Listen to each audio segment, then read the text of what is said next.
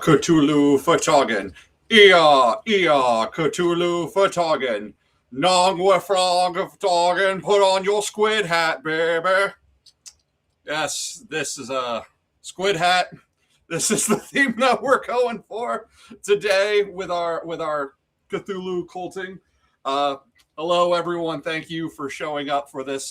This stream is because of a PayPal that I got a few months back from Samantha, last name redacted, who asked if I would ever do a reading of Dagon. And a few months late, but we're going to do it. I figured, I could definitely do a reading of Dagon. And Dagon's a pretty short story, so why not also do the OG, the Call of Cthulhu? So we're gonna read both those stories today, and we're gonna talk about their impact on George's work, Song of Ice. This is, of course, another Lovecraft and a Song of Ice and Fire stream where we're gonna talk about George paying homage and Easter eggs and ripping things from Lovecraft as he is wont to do. And of course, me, if you know, when I stream both here and on the David Lightbringer channel, the chapter reads tend to be my favorite chapters to do. And I love reading stories. If it gives me a chance to read either a Song of Ice and Fire chapter or a short story that helped inspire George, then yeah, that's what we're here to do, especially the Lovecraft ones. Also, just want to bring this one up. For those of you who know, I have a 2-year-old nephew, and so reading to him has become my favorite thing. And of course, I had to get these. These are Lovecraft, Dr. Seuss-inspired Lovecraft tales, all of which are by R.J. Ivankovic. I didn't even know that he did one for the Tomb. I just found that one out today. But I do have the Dr. Seuss versions of The Call of Cthulhu and Dagon, which I have given to my 2-year-old nephew. So on his bookshelf, alongside things like The Very Hungry Caterpillar and Oh, the Places You'll Go, he has the Dr. Seuss versions of Dagon and Call of Cthulhu, as well as a physical copy of George R.R. Martin's The Ice Dragon, all courtesy of his Uncle Tim, because Uncle Tim is going to, come hell or high water, Uncle Tim's going to make sure that kid is literate. And go back to, and joining me is Damon. Damon always wants to hop in, and Damon always loves when I'm in the big chair. So yeah, Dagon, right? So this is I got a lot of artwork too that I've been playing all day with the features on this stream. So I think I might actually be able to do it right this time. But Dagon, and this is artwork by Sabrina Tobal, is a giant squisher. Dagon's not really a god per se. He's more like king squisher, champion squisher. It's like if we put it into Song of Ice and Fire terms, Dagon is Gregor Clegane, and the deep ones are the Mountains Men. Dagon is Vargo Hoat, and the little deep ones are his Bloody Mummers. Dagon is Ramsay Bolton, and the little deep ones are his Bastards Boys. Like threats, menaces in their own right, but not nowhere near close to being the ultimate threat, not like Cthulhu. And now when we get to the Call of Cthulhu, there is going to be like, do we say Cthulhu or do we say Cthulhu? It's like when you say like Neanderthal or Neanderthal. Yes, the correct pronunciation is Cthulhu, but your mind and your mouth always want to put the th in it, So I'll probably say Cthulhu, Call of Cthulhu. I might switch back and forth. I'm not consistent. I'm sorry about that. But in most media, when Cthulhu is referenced, they're using the th, and that's where you'll see like most. If all you know about Cthulhu is pop and media references, they're usually pronouncing it Cthulhu. That's in like Grim Adventures of Billy and Mandy.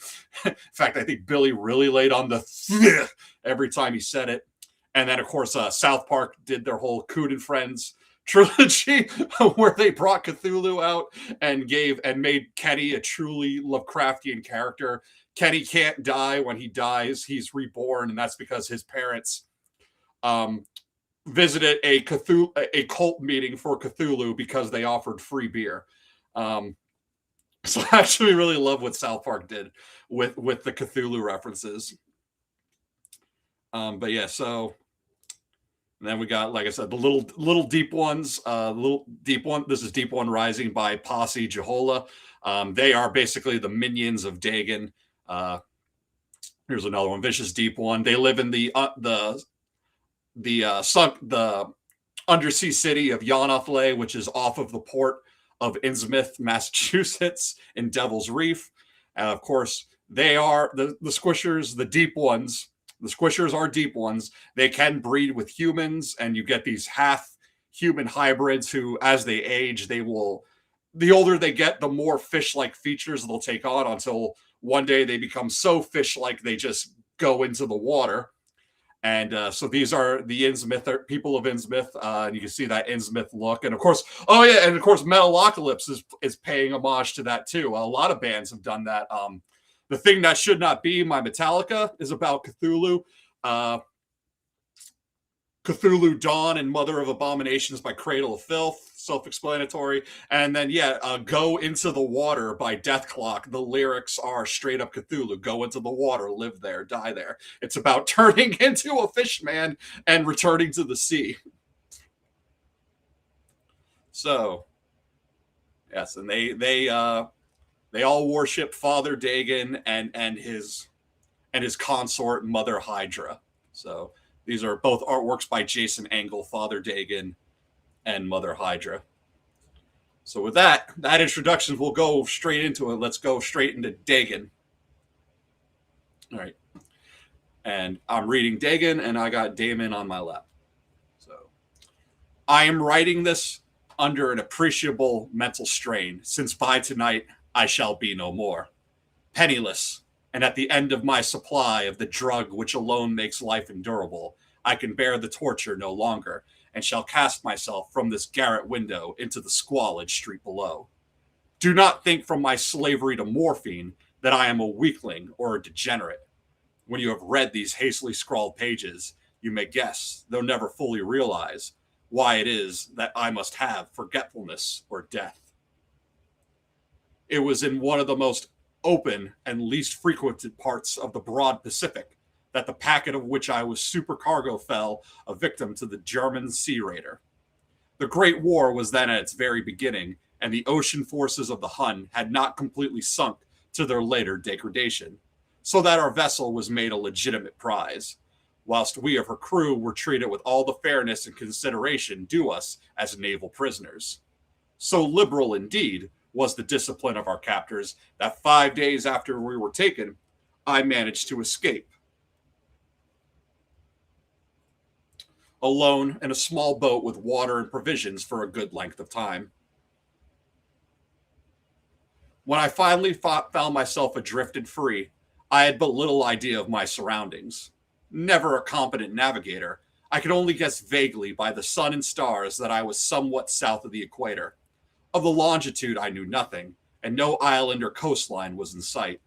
The weather kept fair, and for uncounted days I drifted aimlessly beneath the scorching sun, waiting either for some passing ship or to be cast on the shores of some habitable land. But neither ship nor land appeared, and I began to despair in my solitude upon the heaving vastnesses of unbroken blue. The change happened whilst I slept. Its details I shall never know, for my slumber, though troubled and dream-infested, was continuous. When at last I awaked, it was to discover myself half sucked into a slimy expanse of hellish black mire, which extended about me in monotonous undulations as far as I could see, and in which my boat lay grounded some distance away. Though one might well imagine that my first sensation would be of wonder at so prodigious and unexpected a transformation of scenery, I was in reality more horrified than astonished. For there was in the air and in the rotting soil a sinister quality which chilled me to the very core. The region was putrid, with the carcasses of decaying fish, and of other less describable things which I saw protruding from the nasty mud of the unending plain. Perhaps I should not hope to convey in mere words the unutterable hideousness that can dwell in absolute silence and barren immensity. There was nothing within hearing, and nothing in sight, save a vast reach of black slime. Yet the very completeness of the stillness and the homogeneity of the landscape oppressed me with a nauseating fear. So we get a lot of like Corpse City vibes already. Every time we go out into the far, far east to Shai and Stagai, these are the elements, right, that George is playing with in creating the scenery that would be about those cities. And then, so Dagon is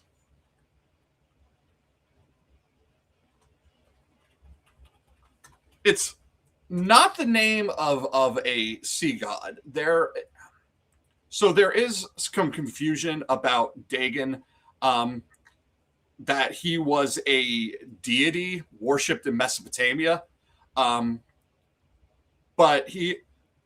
that he's a god of the Philistines. So he appears in the Hebrew Bible as a leading god of the Philistines, notably in Judges 16, where Samson brings down the temple of Dagon, where he is being held captive. And the similarity of Dagon, so the root word dag or dag is Hebrew, and it means fish. And so that is what has led to the depiction of Dagon as this half man, half fish, merman type god. Now we know nowadays that this has been misattributed, that deity is not Dagon, but Lovecraft didn't know that. And as things are wont to be, the Lovecraft version of Dagon is the one that won out. And so that's why when we hear of Dagon, we picture this sort of eldritch fish god, and it's why George will use the name so many times, especially in only in Ironborn culture, but it makes sense why he's doing it. And that's how, and we get, of course, characters like Dagon Cod.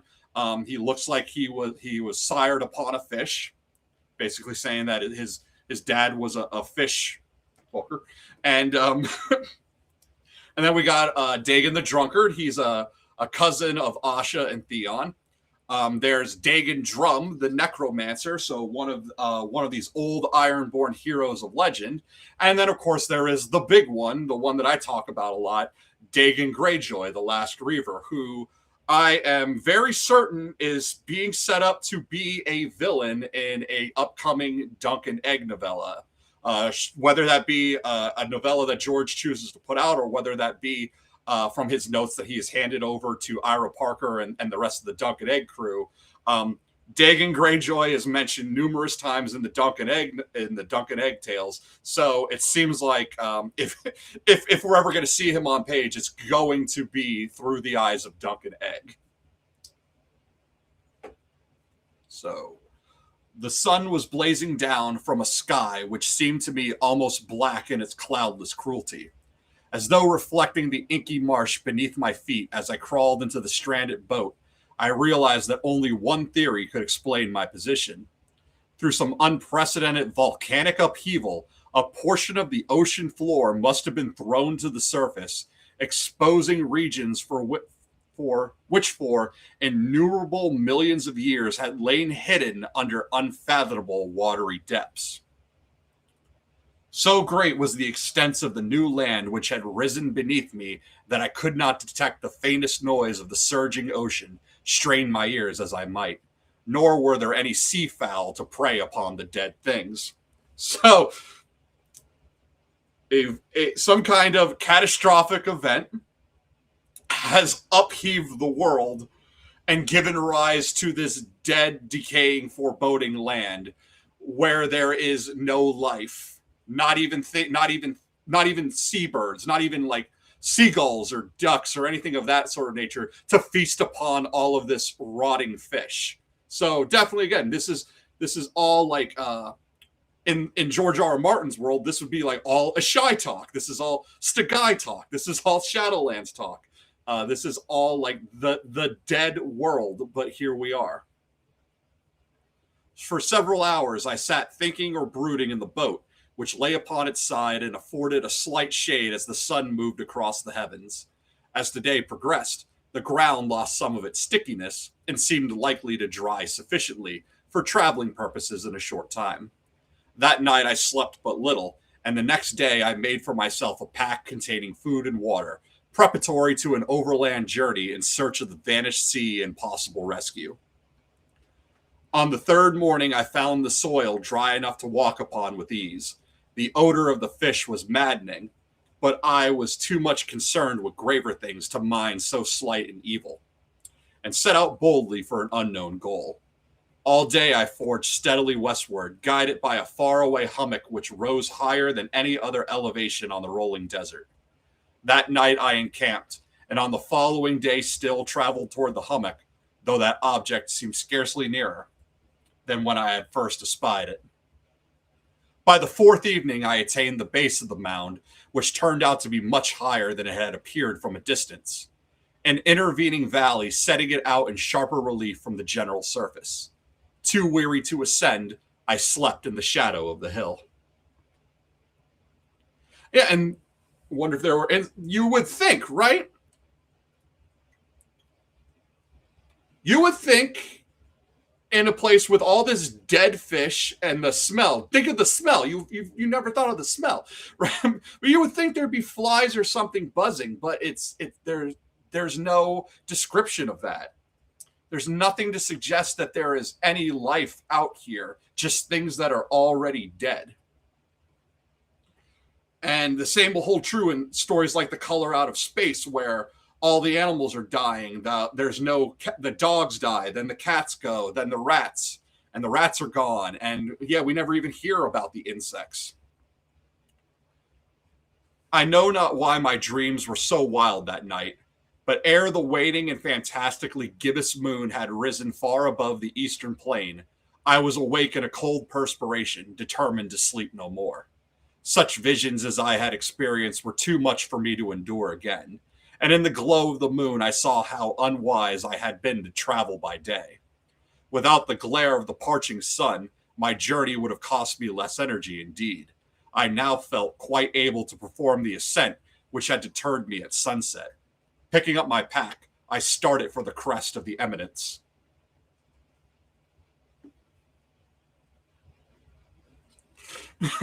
I'll just give, every now and then I should give a flutter of the squid hat, especially when things get really squishery. I have said that the unbroken monotony of the rolling plain was a source of vague horror to me. But I think my horror was greater when I gained the summit of the mound and looked down the other side into an immeasurable pit or canyon, whose black recesses the moon had not yet soared high enough to illuminate, I'll just say. I felt myself on the edge of the world, peering over the rim into a fathomless chaos of eternal night.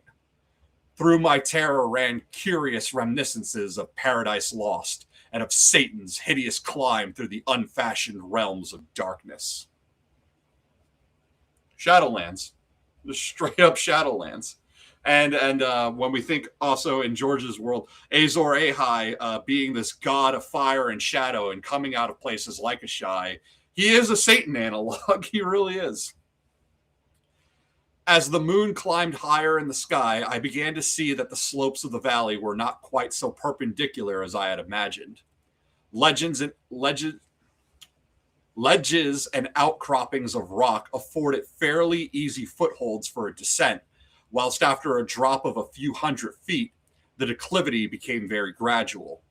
Urged on by an impulse which I cannot definitely analyze, I scrambled with difficulty down the rocks and stood on the gentler slope beneath, gazing into the Stygian deeps where no light had yet penetrated. So we see that word, right? Stygian. Stygian referring to Hades and the River Styx. Robert E. Howard, one of Lovecraft's good friends, the creator of Conan and Kull the Conqueror and all that, he creates a land called Stygia, which is populated by sorcerers. And before it was Stygia, before the rise of the Stygians, that area was populated by the serpent men of Valusia.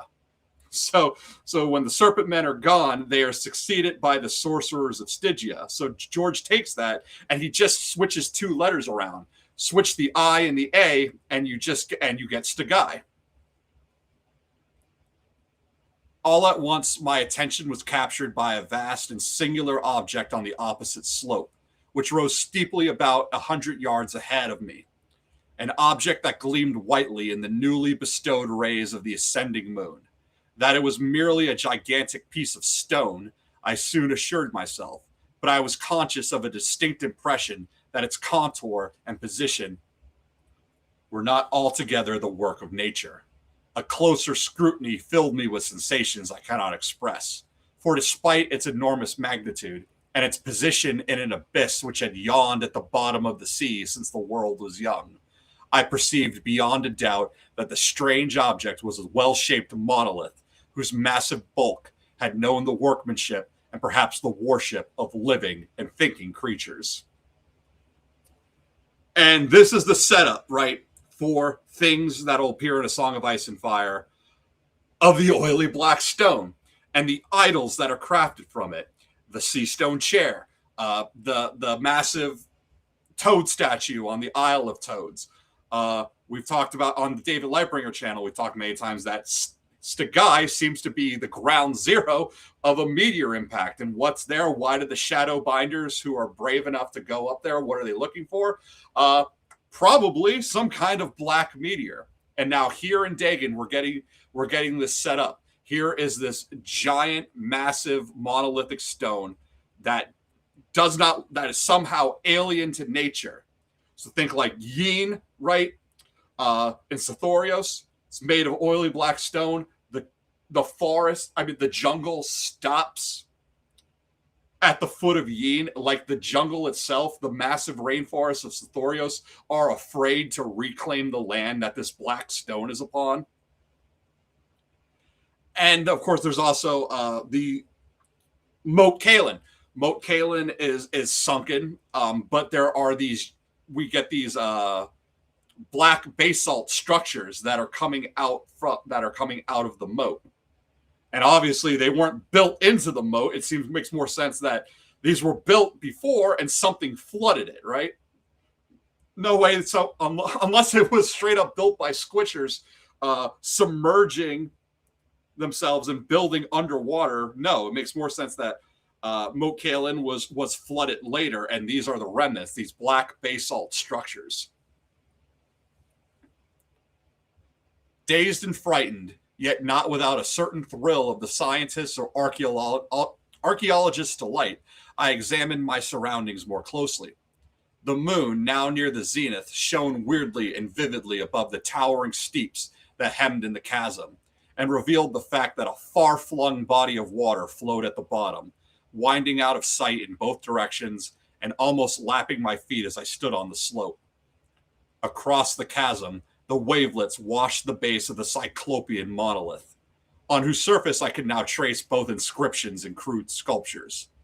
The writing was in a system of hieroglyphics unknown to me, and unlike anything I had ever seen in books, consisting for the most part of the conventionalized aquatic symbols such as fishes, eels, octopi, crustaceans, mollusks, whales, and the like. Several characters obviously represented marine things which are unknown to the modern world, but whose decomposing forms I had observed on the ocean-risen plain. So when Lovecraft is doing his whole eldritch abominations and fear of the unknown, we got the fear of what lays out in space with some of these cosmic deities, but then even on our own Earth, right, what lays at the bottom of the ocean is also just as alien. It was the pictorial carving, however, that did most to hold my spellbound. Plainly visible across the intervening water on account of their enormous size were an array of bas-reliefs whose subjects would have excited the envy of a Dore. I think that these things were supposed to depict men, at least a certain sort of men, though the creatures were shown disporting like fishes in the waters of some marine grotto. Squishers. Half human, half fish, deep ones. or paying homage at some monolithic shrine which appeared to be under the waves as well, like Yonathle, sunken cities. Of their faces and forms I dare not speak in detail, for the mere remembrance makes me grow faint. Grotesque beyond the imagination of a Poe or a Bulwer, they were damnably human in general outline despite webbed hands and feet, shockingly wide and flabby lips, greasy bulging eyes, and other featureless pleasance to recall. So,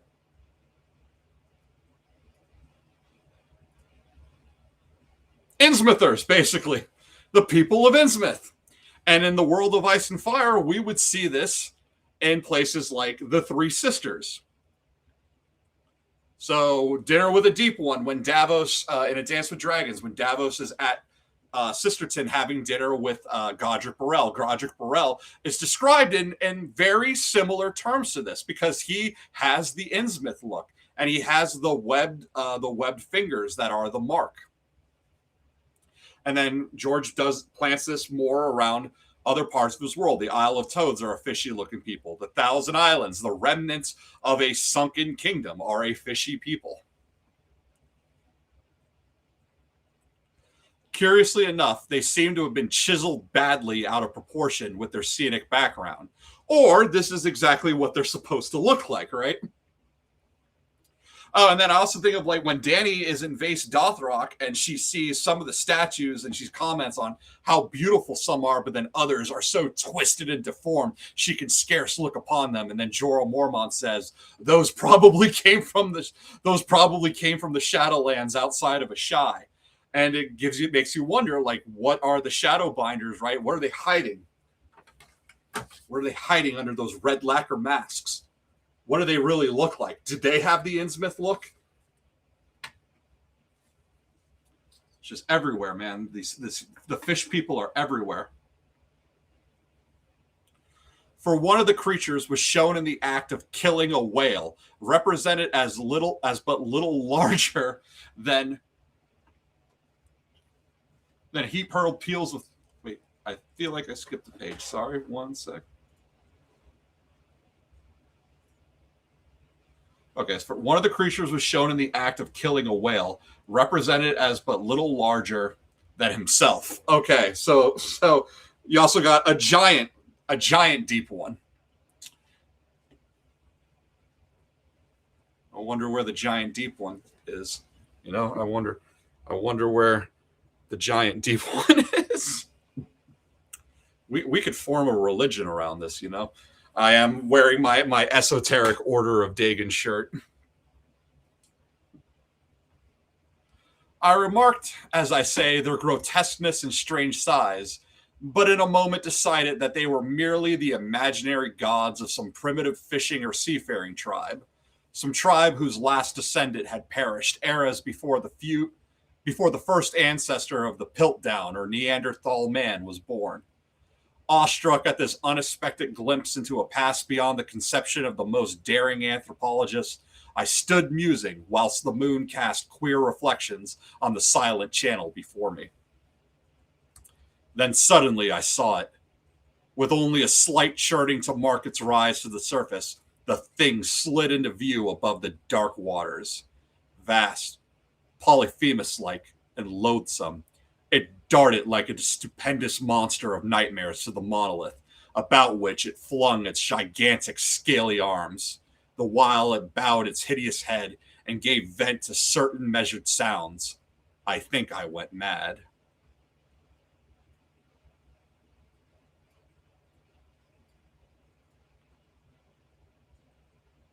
And we have our appearance of Dagon, wrapping himself around that monolith with his huge pectoral and muscly arms. And then there's Cthulhu, and then in this artwork, there's Cthulhu above him, because there's a hierarchy to this, and Dagon, you are unfortunately outranked by Cthulhu. You are King Squisher, but you are not God Squisher.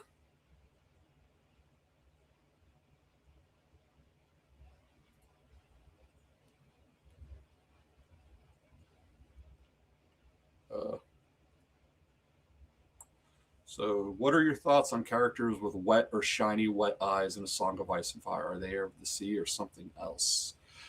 They could be. This is where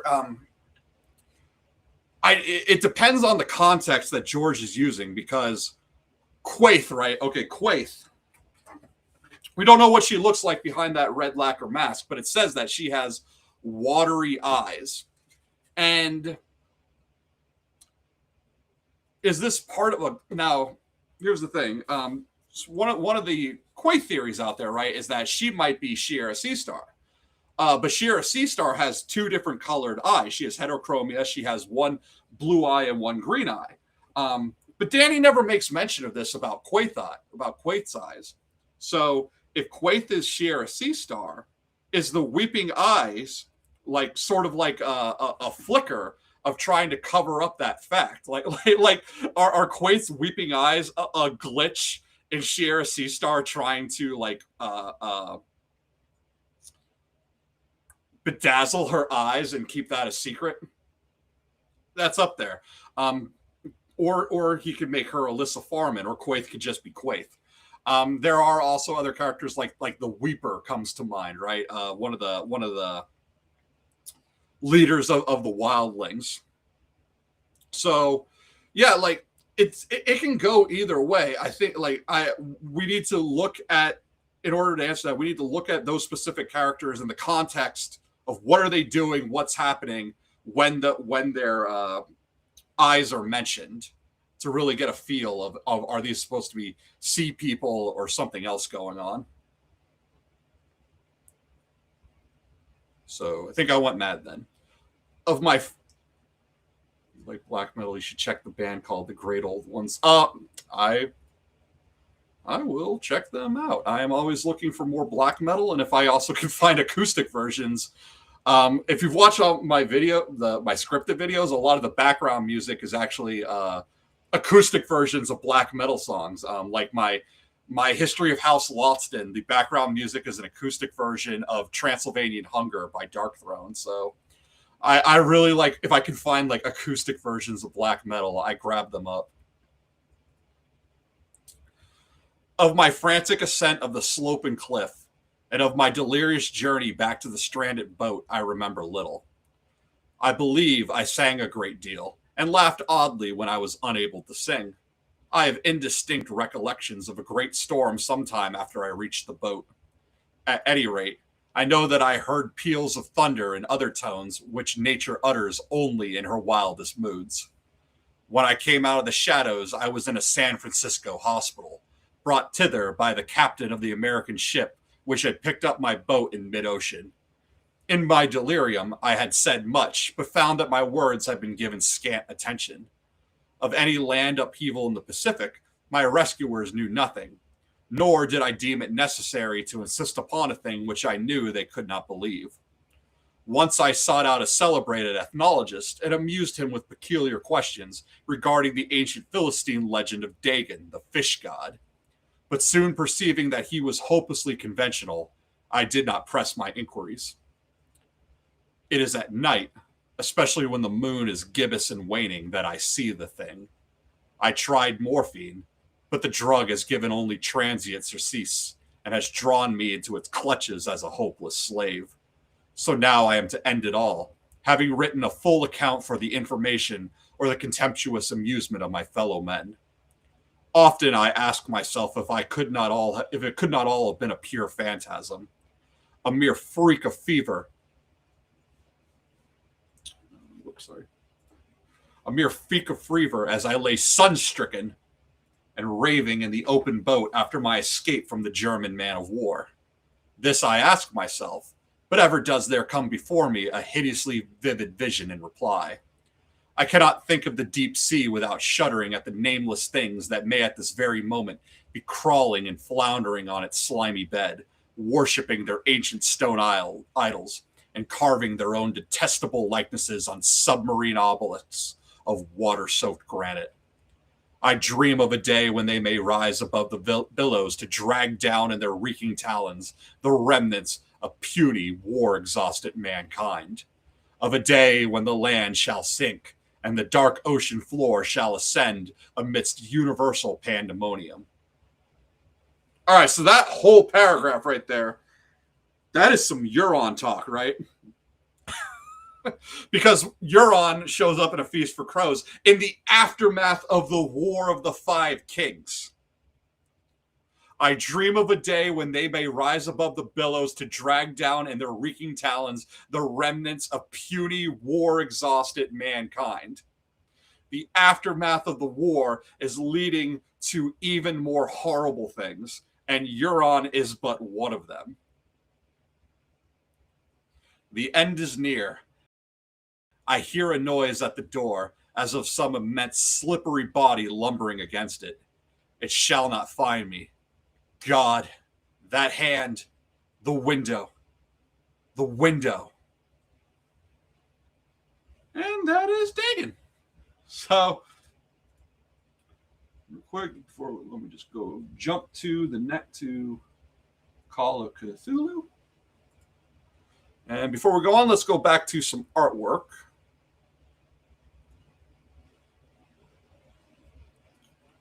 So, back to this. So, yeah, we got Dagon and Cthulhu both here. This art is by Albert Dal Lago. And apologies if I butcher anyone's pronunciation of anyone's names. I'm sure I've done that all throughout the Lovecraft story. But, yeah, we see, like, George's setup, right? A lot of the seeds for what we get in the Shadowlands, but also the Iron Islands, all come from Dagon. And then there's Euron. Euron is like the coming of Dagon Greyjoy, the last Reaver. Euron is a direct descendant of the last Reaver, and he is uniting the Ironborn in a way that hasn't been seen since, right? But what Euron, though, does is he aspires to godhood, so he needs to reach that next level. He's king of the Iron Islands. He wants to be a god king, which is like an emperor. An emperor is a god king. And then from there, you go to the reaches of God. And that brings us to the next thing. So that we talked squishers, but we also want to talk about the old gods, right? And in Lovecraft, these are the great old ones. But just how George always is using things in the east, but also placing them in the north.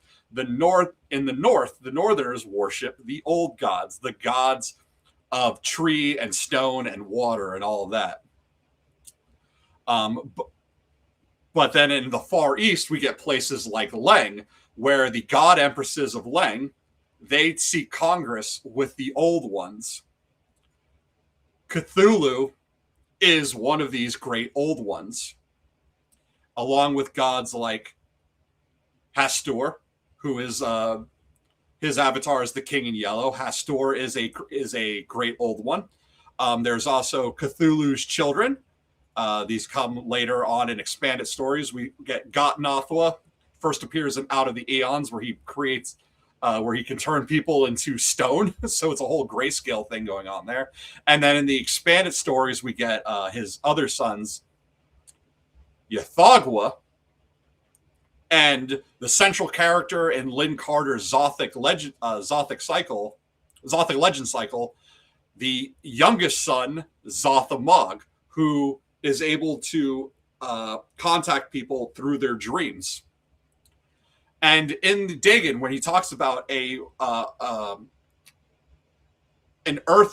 land-altering event in the Pacific, when you get into the Zothic Legend cycle, we hear more about the continent of Mu.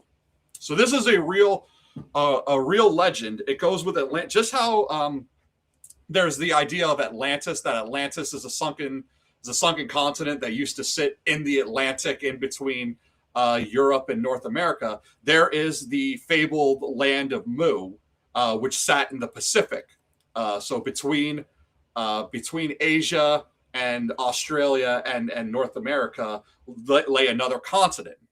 But something happened. There was a cataclysmic event. This is in the story Out of the Ages from the Zothic Legend cycle, which I read on my channel. There is a world-shattering event brought on by people calling upon these gods. Gotanathwa and Ythogtha, and they cause the sinking of the continent of Mu.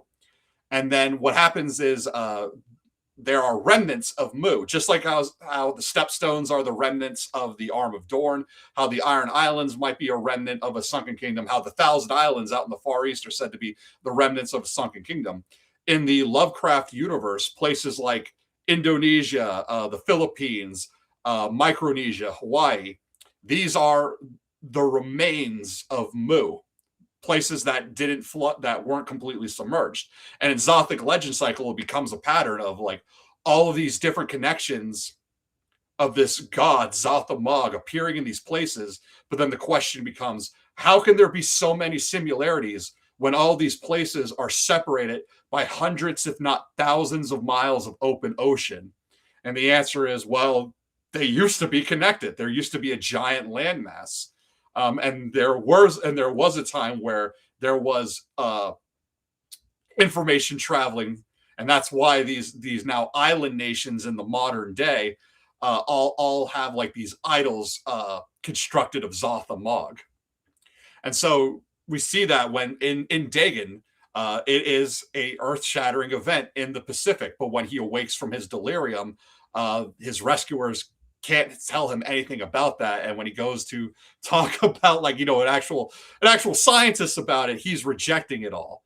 But yeah, the sunken continent of Mu is a real thing. It is Mu is essentially the Atlantis of the Pacific, and Lovecraft played with that, and then the later writers who came after them would make more and more of Mu, and it become till the point where it becomes a central feature in the Zothic legend cycle. There's also Cthulhu has a daughter, Cthulhu. This is another expanded mythos. And then before I mentioned Leng, right? So Leng is another place that originally appears in Lovecraft, and George takes like whole names, but then he repurposes them. So in A Song of Ice and Fire, Leng is a jungle island where the god empresses of Leng will go down into these subterranean caverns beneath temples and take congress with the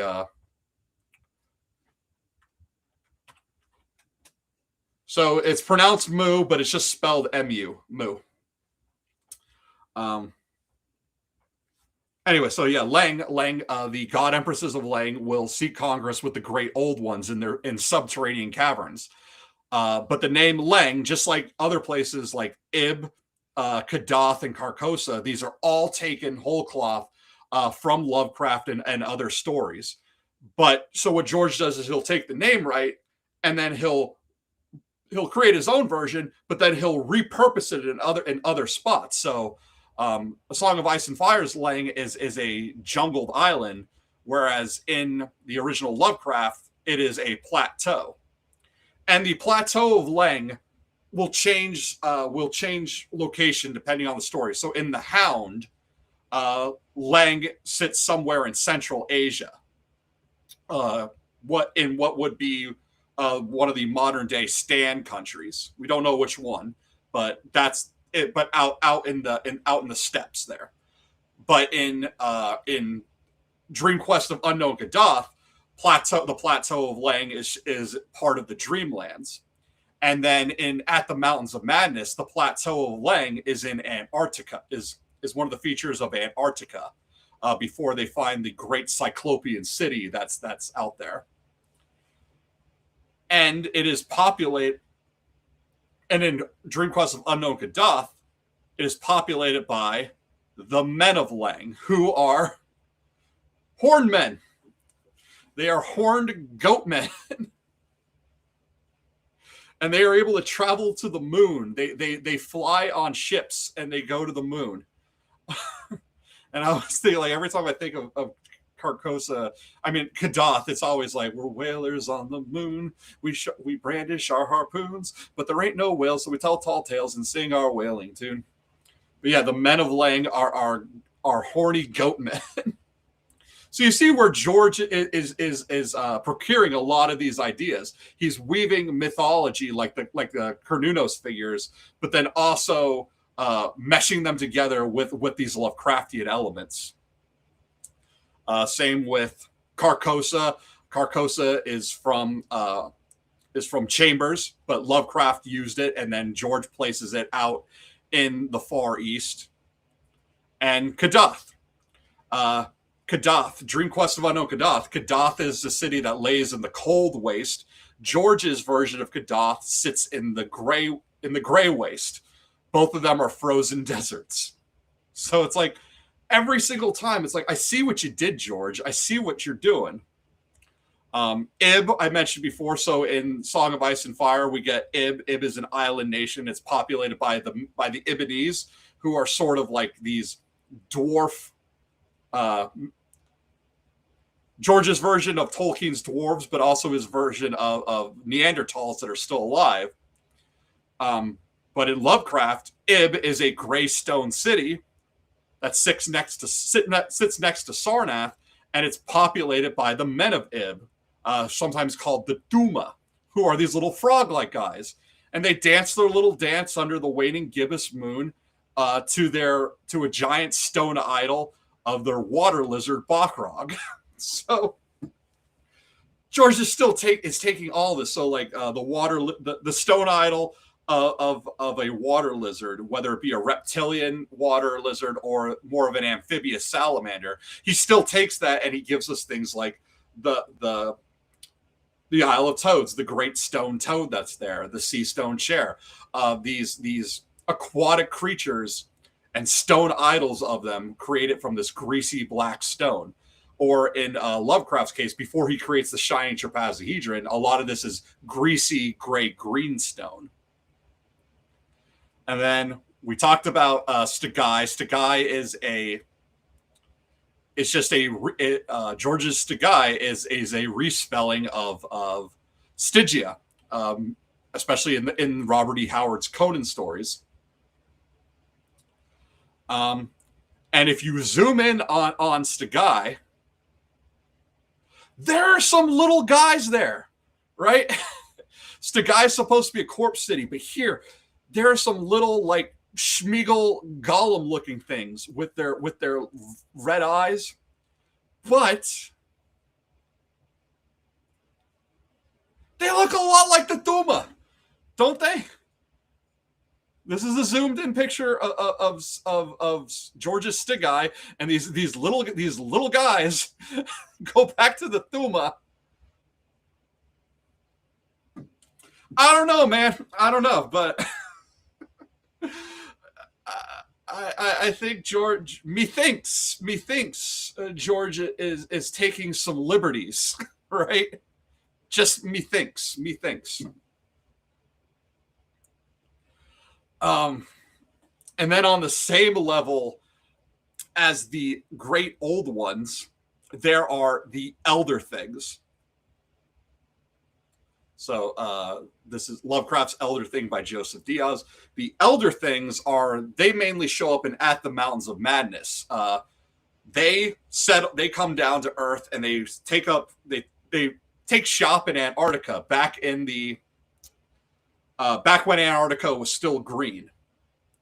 And it is the elder things that basically lay the seeds. They lay the foundations of all of life. Humanity, the creation of humans, is more of a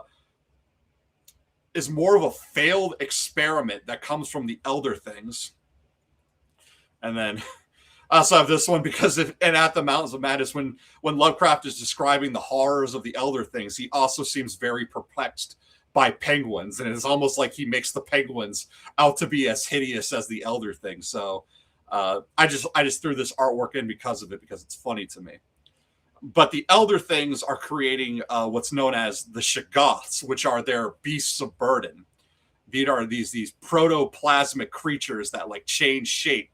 And when Antarctica starts to freeze over and the elder things go into their hibernation, it is the Shoggoths that succeed them. And it is the city of Shoggoths that the characters that are our protagonists and At the Mountains of Madness see before they go mad. And the elder things, they're described in terms of both vegetable and animal. And then Lovecraft does that again with another creature which are called the fungi of Yuggoth, otherwise known as the Migo. So these appear in stories like The Whisperer and Darkness. The fungi from Yuggoth, they come from a planet called Yuggoth, which is somewhere out in the Kuiper Belt. It's in the edges of our galaxy, in the darkest edges of our galaxy. And it is on Yuggoth that the oily black stone known as the Shining Trapezohedron is formed. The Shining Trapezohedron is crafted by the fungi from Yuggoth, and it is brought to Earth by the Elder Things. The Elder Things drop it on Earth, and everywhere that it goes, the Shining Trapezohedron surfaces always meets with the disaster. So it winds up in the hands of the Serpent Men of the Serpent Men of Volusia. They get their hands on the shining Trapezohedron, and things go tits up for them, and their society ends, only to then be succeeded by the sorcerers of Stygia. Same thing too. The oily black stone, the Shining Trapezohedron, it ends up in Atlantis, and we know that Atlantis sinks. Everywhere the Shining Trapezohedron goes, something bad happens, some kind of catastrophic world-ending event. So that's why when we talk about like these whenever I'm on Dave's channel, we're talking about moon meteors and things like the Hammer of the Waters. What happened to make Stygia this like nuclear fallout zone? What happened to places like the Thousand Islands? Why are the Iron Islands the way they are? All of these catastrophic world-ending flood events that sink kingdoms, that sink entire cultures and societies. And now in our current story, we're seeing the remnants of that. And then another thing the Migo like to do is they put people's brains in jars. So, and they are called the fungi from Yuggoth. So I've always made mention like how the weirwoods in A Song of Ice and Fire are like a cross between a plant and a fungus. That is some heavy fungi from Yuggoth imagery that's going on there. And we can look, and green seers can look through the eyes of the weirwood, right? And Bloodraven, hooked up to the Great Weirwood, he essentially is a brain in a jar right now, being held up by the roots of a Great Weirwood. And then finally, above the Great Old Ones are the Outer Gods. So these are the top of the hierarchy, as we would say. So the Shining Trapezohedron, which we saw there, which ends up in the hands of the Serpent Men before they go down and then replaced by the Stygian sorcerers. That Shining Trapezohedron is meant to call on the great chaos god, Nyarlathotep. Nyarlathotep, the crawling chaos. He is one of the outer gods. We also got other outer gods such as Yog-Sothoth, who is the key to the cosmic gates. And then finally, at the very, very tippy top of this is Azathoth, the blind idiot god, the demon sultan, the lord of all things. And so I bring that up to talk about like characters like Euron and their ascent, right? So Euron is king. He wants to go to God King, and he wants and eventually reach godhood. So he's got to go through these steps. He right now is a king, but he wants to reach that emperor God King status. And then the next level up from that would be things like the Great Old Ones. And I've talked many, many times that Euron is a Hastur figure, because even though the Ironborn religion, the drowned god, is based off of Cthulhu, he wars against the drowned god, is at odds with the stormed god who summons winds. And Hastur is a god of cosmic winds. So we see like all this this constant at odds. But even Hastur is still overshadowed by even greater entities than himself, like Nyarlathotep, the crawling chaos. So yeah, apotheosis. This is, And this is what leads the idea of that Euron, in his attempts to reach godhood, is going to be steamrolled by something greater than himself. If Euron becomes this Plan B Night's King, is it him who's in control, or is he going to be piloted by something greater than himself, like the Great Other? And that is like the ironic twist for Euron, because Euron is someone who subjugates people, right? There is the physical and sexual abuse that he used on the Damphair and their younger brother Aragon. And then with Victarion, who's strong enough to fight back, Euron employs more psychological abuse. Victarion has a complex, right? Victarion doesn't like it when people are laughing. If he doesn't know the joke, Victarion assumes that everyone's laughing at him. And seems very plausible, right? That complex that he has is probably a direct result of Euron.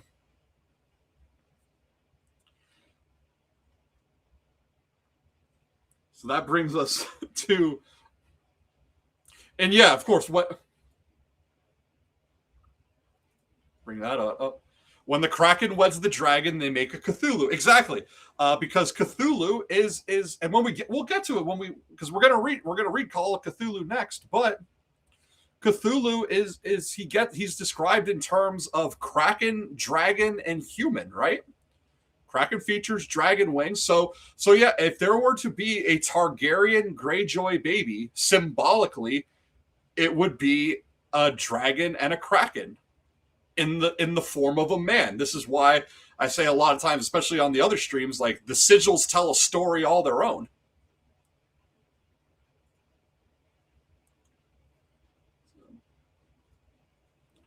So now let's go into Call of Cthulhu. And I did a lot of blaspheming, and I'm probably going to blaspheme even more when we do this story.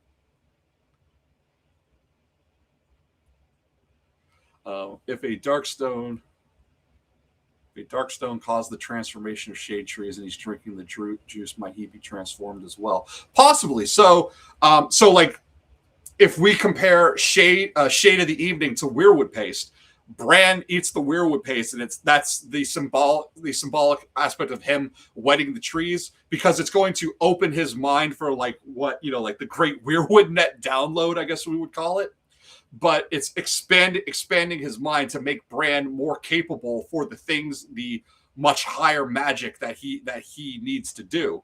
So a similar thing could be happening with Euron, with the Shade of the Evening, that the Shade of the Evening will open him up and make him more susceptible to these outer influences. Drinking the Shade of the Evening could make Euron a better vessel for a godlike being if one were to come through the ether and essentially skin change him and take over him the way that he uses others, just in a more literal sense.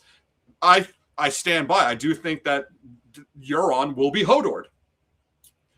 Hodor hides in the recesses of his mind when Bran is taking him over. And what better for someone like Euron, who is a rapist, his great comeuppance to be overpowered and mind crushed and forced into the recesses of his own mind when something stronger than him, something greater than him, pilots him and uses him for its own gains, the way that Euron uses other people. I've said time and time again, this is what happens to Lovecraft characters when they go treading into the realms of gods. Euron is the quintessential Lovecraft character. And it makes, and if we want to go even blaspheming even more, so Euron is a storm god figure, and he wants to be a god. God, the biblical God, the God of the Bible, of the Torah, and of the Quran, whether you call him God or Allah or Yahweh, he is also just an up-jump storm god. I'm, if you're super religious, this is probably your time to exit, because I'm really, really, really going to blaspheme here. Yahweh is just an up-jump storm god. He starts as a god of the Canaanites in the Levant, and is then is brought into the pantheon of Israelites. Yahweh starts off as one God among many, is raised to a level of chief God, sort of like among many. So like your Odin, your Zeus, like one God among many, but this guy is like the leader, until finally we get to the Babylonian exile. And this is when, and it's around this time that Yahweh is propped up to the level of one and only God. But yeah, so the God of all three Abrahamic religions is just an up jump storm god. And when you look at him too, and what else is he? Again, I'm really going to blaspheme here. He is a thin-skinned, narcissistic, jealous, envious god. And what is Euron? He's a narcissist. He's thin-skinned. When Roderick the Reader dares to question him, he immediately falters. After the taking of the Shield Islands, when the Iron Islanders are getting rowdy, what does Euron do? He takes Thalia flowers and flees to the bedchamber, and then after working out some of that tension, when Victarion comes to see him, he then talks about the Ironborn as like he talks about them in terms of fools and children, right? So he is a and same with Azor Ahai, right? Azor Ahai is a jealous god. Burn all the idols of everyone else. Like, yeah, this is why the God of the Old Testament and the God of the New Testament, right, seem like such different characters. It's like the New Testament is smoothing over like the narcissistic, violent God of the Old Testament, but it's still there. It's still there. The elements are still there. So yeah, I never really get to talk about it. Doesn't come up in the story where I blaspheme over Christianity a lot, but it's not often in the story that I get to blaspheme against Judaism and Islam as well. But hey, we just did it. What you follow one of the three Abrahamic religions, the God of your book, just an up jump storm god from the Levant. Sorry, not sorry. So that brings us to the Call of Cthulhu. Found among the paper. God, this is a stream that gets me canceled, probably. This is a stream that gets me canceled. The Call of, and now we're going to go, because if my blaspheming there wasn't enough, then we're going to also have the Call of Cthulhu and its uncomfortable racial aspects that we're not going to gloss over. Found amongst the papers of the late Francis Wayland Thurston of Boston. The three Abraham, they can't even agree they have the same origin. They can't. Oh my God, they can't. Don't get me started. I'll end up saying something that I really regret, and I won't be invited back to anywhere. So, of such great powers or beings, there may be conceivably a survival of a hugely remote period when consciousness was manifested, perhaps in shapes and forms long since withdrawn before the tide of advancing humanity. Forms of which poetry and legend alone have caught a flying memory and called them gods, monsters, mythical beings of all sorts and kinds. Algernon Blackwood. And House Blackwood, this is another George making homages to real-life writers that inspired him. House Blackwood is named after Algernon Blackwood. Oh, and for the Euron talk, too, another one that flies under the radar. So another great sci-fi story is I Have No Mouth and I Must Scream. That is written by Harlan Ellis. Okay. Now, Euron's first act of kinslaying is when he kills his eldest brother, Harlan Greyjoy. Harlan had grayscale to the point that it covered up his entire mouth. So Euron pinches his nostrils shut and suffocates him. The grayscale covers his mouth. Harlan can't call out for help while Euron kills him. I have no mouth and I must scream. Written by Harlan Greyjoy, Harlan Ellis. I have no mouth and I must scream. Just another fun bit of George's world building of real life authors that influenced him making their way into A Song of Ice and Fire.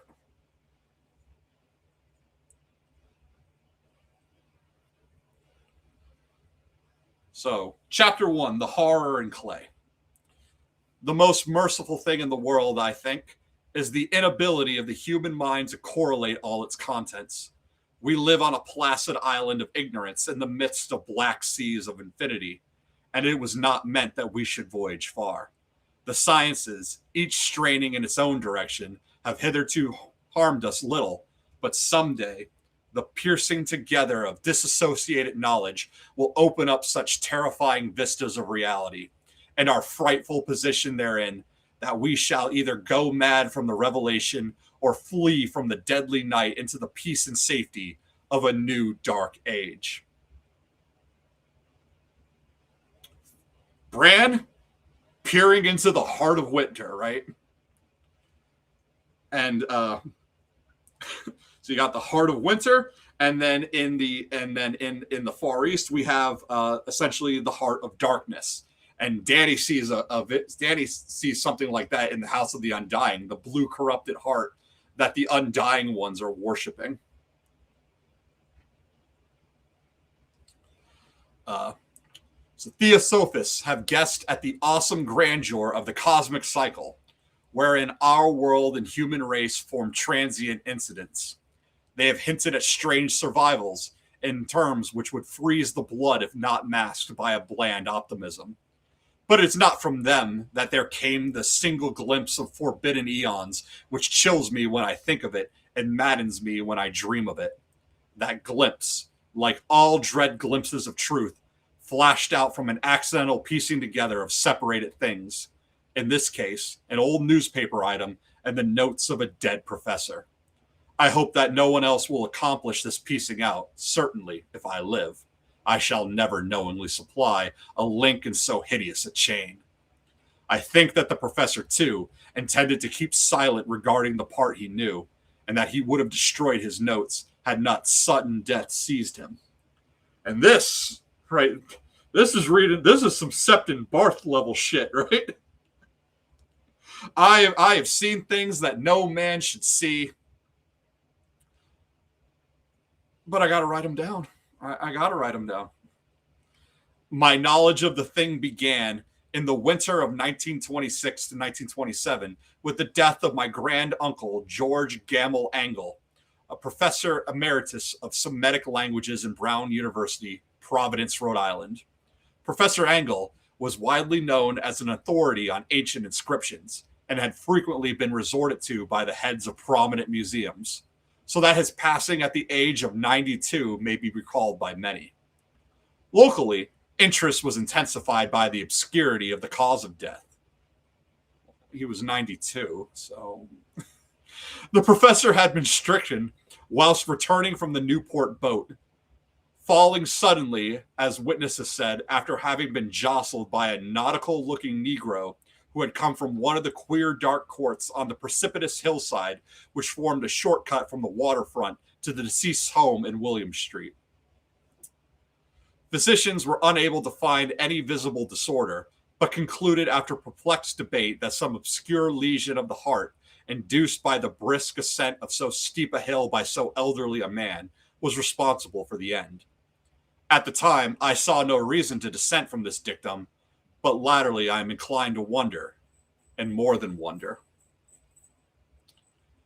As my grand uncle's heir and executor, for he died a childless widower, I was expected to go over his papers with some thoroughness, and for that purpose moved his entire set of files and boxes to my quarters in Boston. Much of the materials which I correlated will be later published by the American Archaeological Society.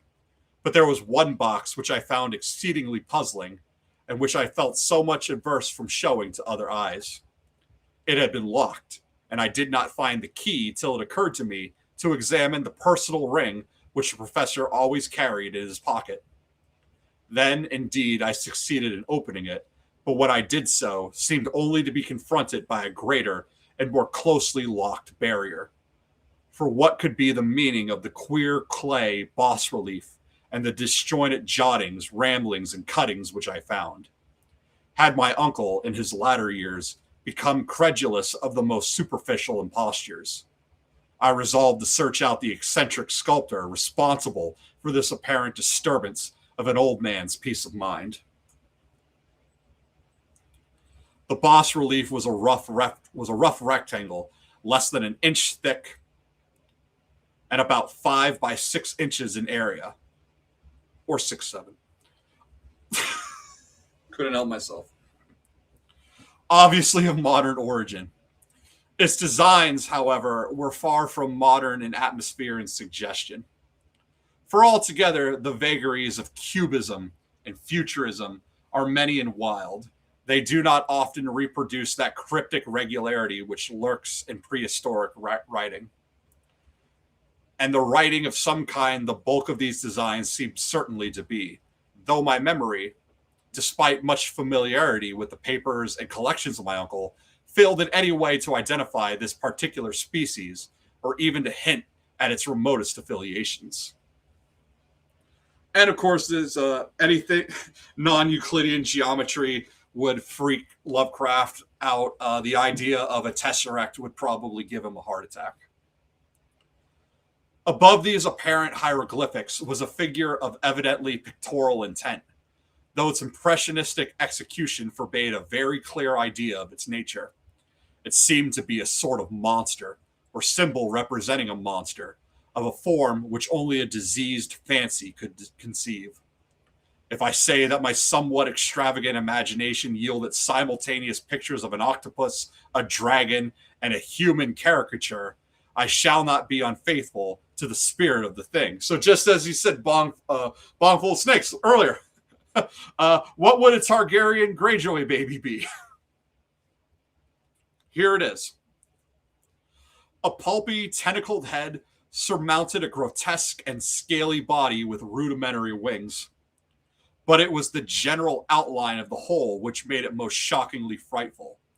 Behind the figure was a vague suggestion of a cyclopean architectural background.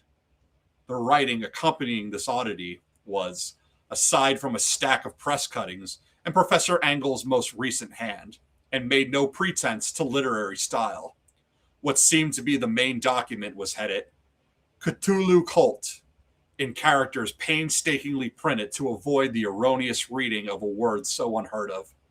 The manuscript was divided into 2 sections, the first of which was headed 1925, Dream and Dreamwork of H.A. Wilcox, 7 Thomas Street, Providence, Rhode Island, and the second, Narrative of Inspector John R. Legrasse, 121 Beanville Street, New Orleans, Louisiana, at 1908 AA.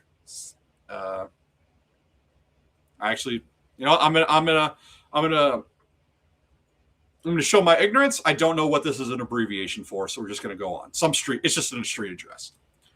Notes on same and Professor Webb's account. The other manuscript papers were all brief notes. Some of them accounts of the queer dreams of different persons, some of them citations from theosophical books and magazines, notably W. Scott Eliot's Atlantis and the Lost Lemuria.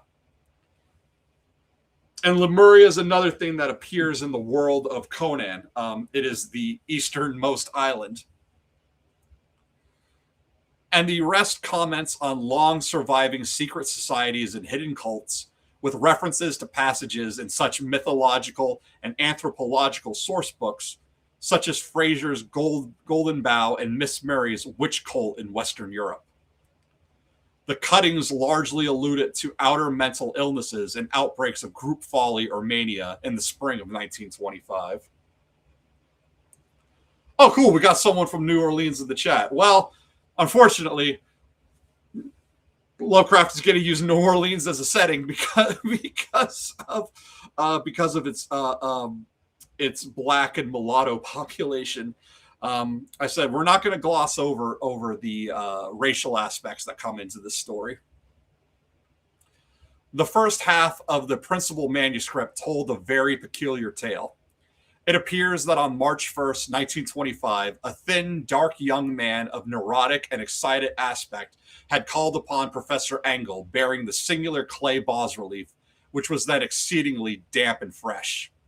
His card bore the name of Henry Anthony Wilcox, and my uncle had recognized him as the youngest son of an excellent family slightly known to him, who had latterly been studying sculpture at the Rhode Island School of Design and living alone at the Fleur de Lis building near the institution.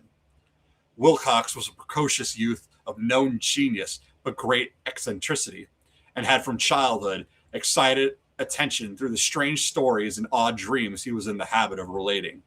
He called himself psychically hypersensitive, but the staid folk of the ancient commercial city dismissed him as merely queer. Never mingling much with his kind, he had dropped gradually from social visibility and was now known only to a small group of aesthetes from other towns. Even the Providence Art Club, anxious to preserve its conservatism, had found him quite hopeless.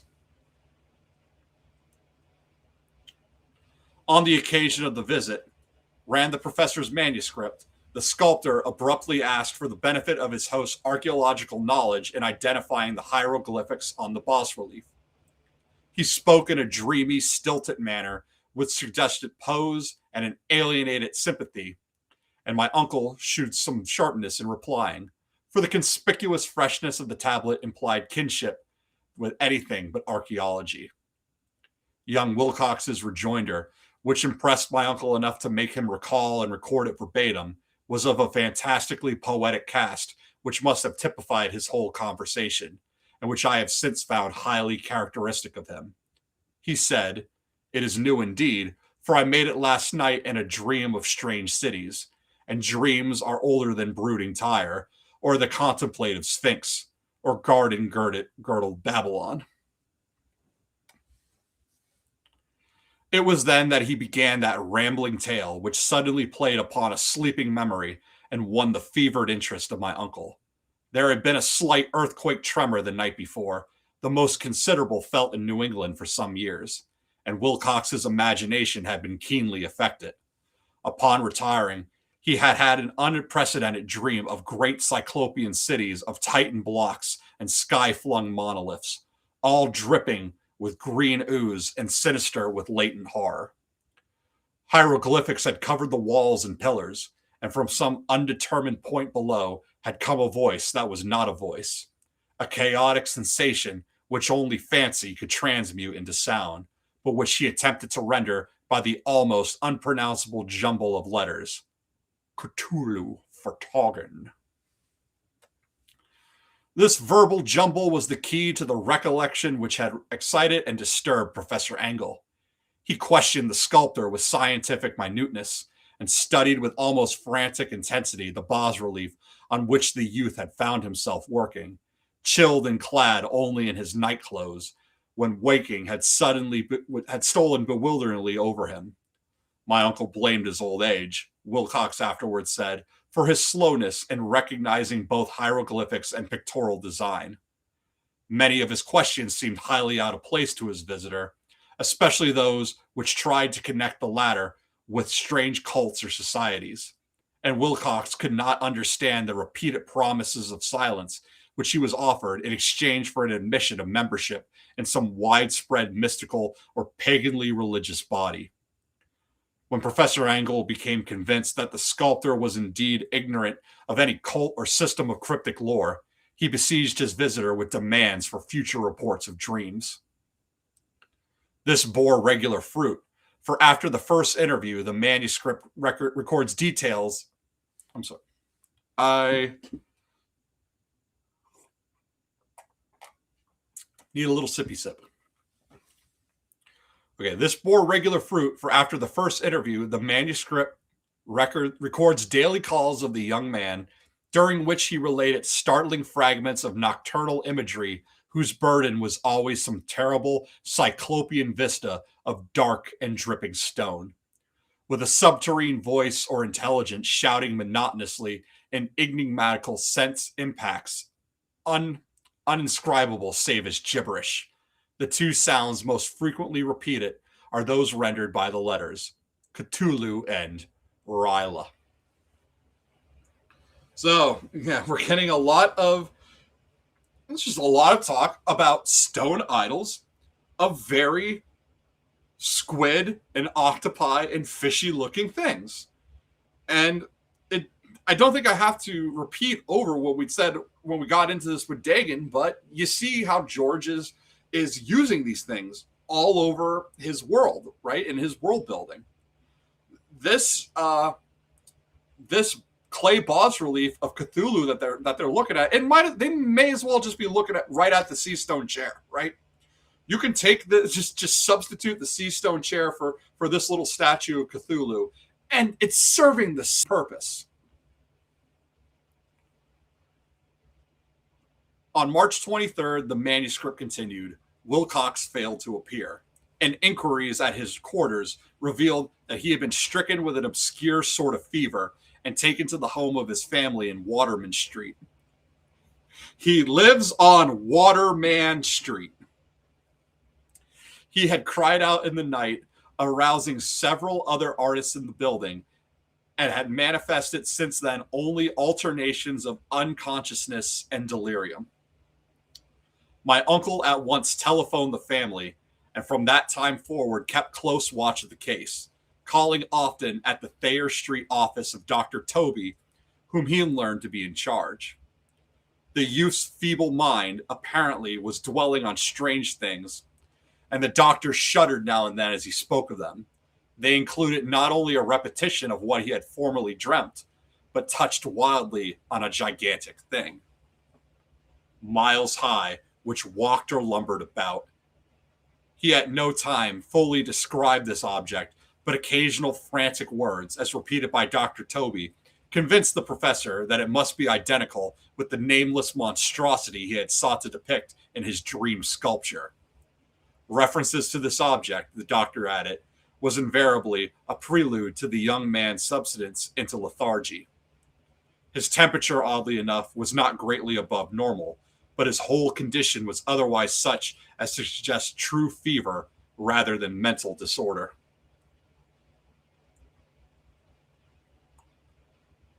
On April 2nd, at about 3 p.m., every trace of Wilcox's malady suddenly ceased. He sat upright in bed, astonished to find himself at home and completely ignorant of what had happened in dream or reality since the night of March 22nd. Okay, so for Lovecraft's purposes, he's using more madness and catatonia for Wilcox's. But if you were to take someone like Bran, right, and put him in Wilcox's spot, after Bran's fall, after Jamie pushes him out of the window, and Bran's is in this coma up until the point where he awakens, but he's having those dreams where he first sees the three-eyed crow. George is playing with the same ideas here. Bran is in a coma after having suffered an accident that is going to leave him physically crippled. But in his state, while he's unconscious, he is having these dreams that are prying open a third eye and giving him glimpses into otherworldly things. And similarly, the same thing here has happened to Wilcox.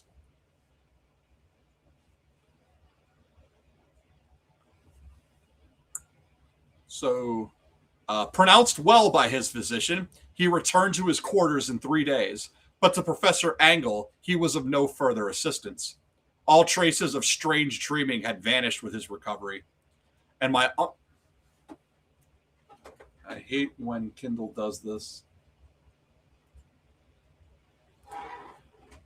And my uncle kept no record of his night thoughts after a week of pointless and irreverent accounts of thoroughly usual visions. But unlike Bran, who's going to continue on with this stuff, Wilcox loses it. But that brings up another Euron aspect, right? Euron had dreams. He dreamt that he could fly. When he told the maester about it, The Maester just dismissed it, but now Euron thinks, well, how do we know we can't fly unless we jump from some great window? Something came to Euron somehow in his dreams, and he has been unable to let it go. That is why we get the idea of, is Euron a failed dreamer? And this will come up throughout the story. Cthulhu's main point of contacting people and trying to further his goals is through dreams. Same for his youngest son, Zothamog, in the Zothic legend cycle. It is through dreams, dream infiltration, and dream manipulation that Cthulhu tries to further his own goals. And it is through dreams that Bran is contacted by the Three-Eyed Crow, who we believe to be Bloodraven. And it seems like Euron may have been contacted as well. Now, for some reason, that connection seems to have been severed. That could be because there are no weirwoods on the Iron. Despite all the weirwood imagery on the Iron Islands, there's no actual weirwoods, unless Naga's bones are petrified weirwood. Either way, it's not. If it might be that it's not a good connection, or it could be that Bloodraven, if he is on the other side of this call, saw Euron for what he really is and realized, I can't let this kid have this kind of power. He's going to be a fucking monster if I give him this kind of power. And that's why the connection is severed. But definitely something tipped Euron off to these ideas that something else is out there, that there's something greater. And Euron has, for the rest of his life, been chasing that. And that's why he goes to, allegedly, Euron goes to places like Karth and Ashai and Old Valyria. Allegedly. Here, the first part of the manuscript ended, but references to certain of the scattered notes gave me much material for thought. So much, in fact, that only the ingrained skepticism then forming my philosophy can account for my continued distrust of the artist. The notes in question were those descriptive of the dreams of various persons covering the same period as that in which young Wilcox had had his strange visitations. My uncle, it seems, had quickly instituted a prodigiously far-flung body of inquiries amongst nearly all the friends whom he could question without impertinence, asking for nightly reports of their dreams and the dates of any notable visions for some time past. The reception of his request seems to have been varied, but he must, at the very least, have received more responses than any ordinary man could have handled without a secretary. This original correspondence was not preserved, but his notes formed a thorough and really significant digest. Average people in society and business, New England's traditional salt of the earth, gave an almost completely negative result, though scattered cases of uneasy but formless nocturnal impressions appear here and there, always between March 23rd and April 2nd, the period of young Wilcox's delirium. Scientific men were little more affected, though 4 cases of vague description suggest fugitive glimpses of strange landscapes, and in one case there is mentioned a dread of something abnormal. It is from the artists and poets that the pertinent answers came, and I know that panic would have broken loose had they been able to compare notes.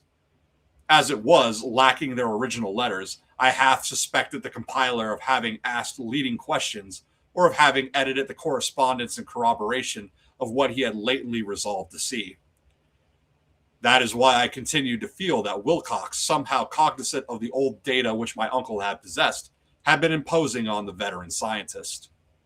These responses from aesthetes told the disturbing tale.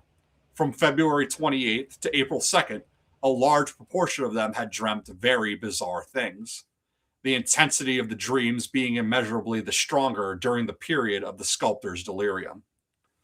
Over a fourth of those who reported anything reported scenes and half sounds not unlike those which Wilcox had described. And some of the dreamers confessed acute fear of the gigantic nameless thing visible toward the last. One case, which the note describes with emphasis, was very sad.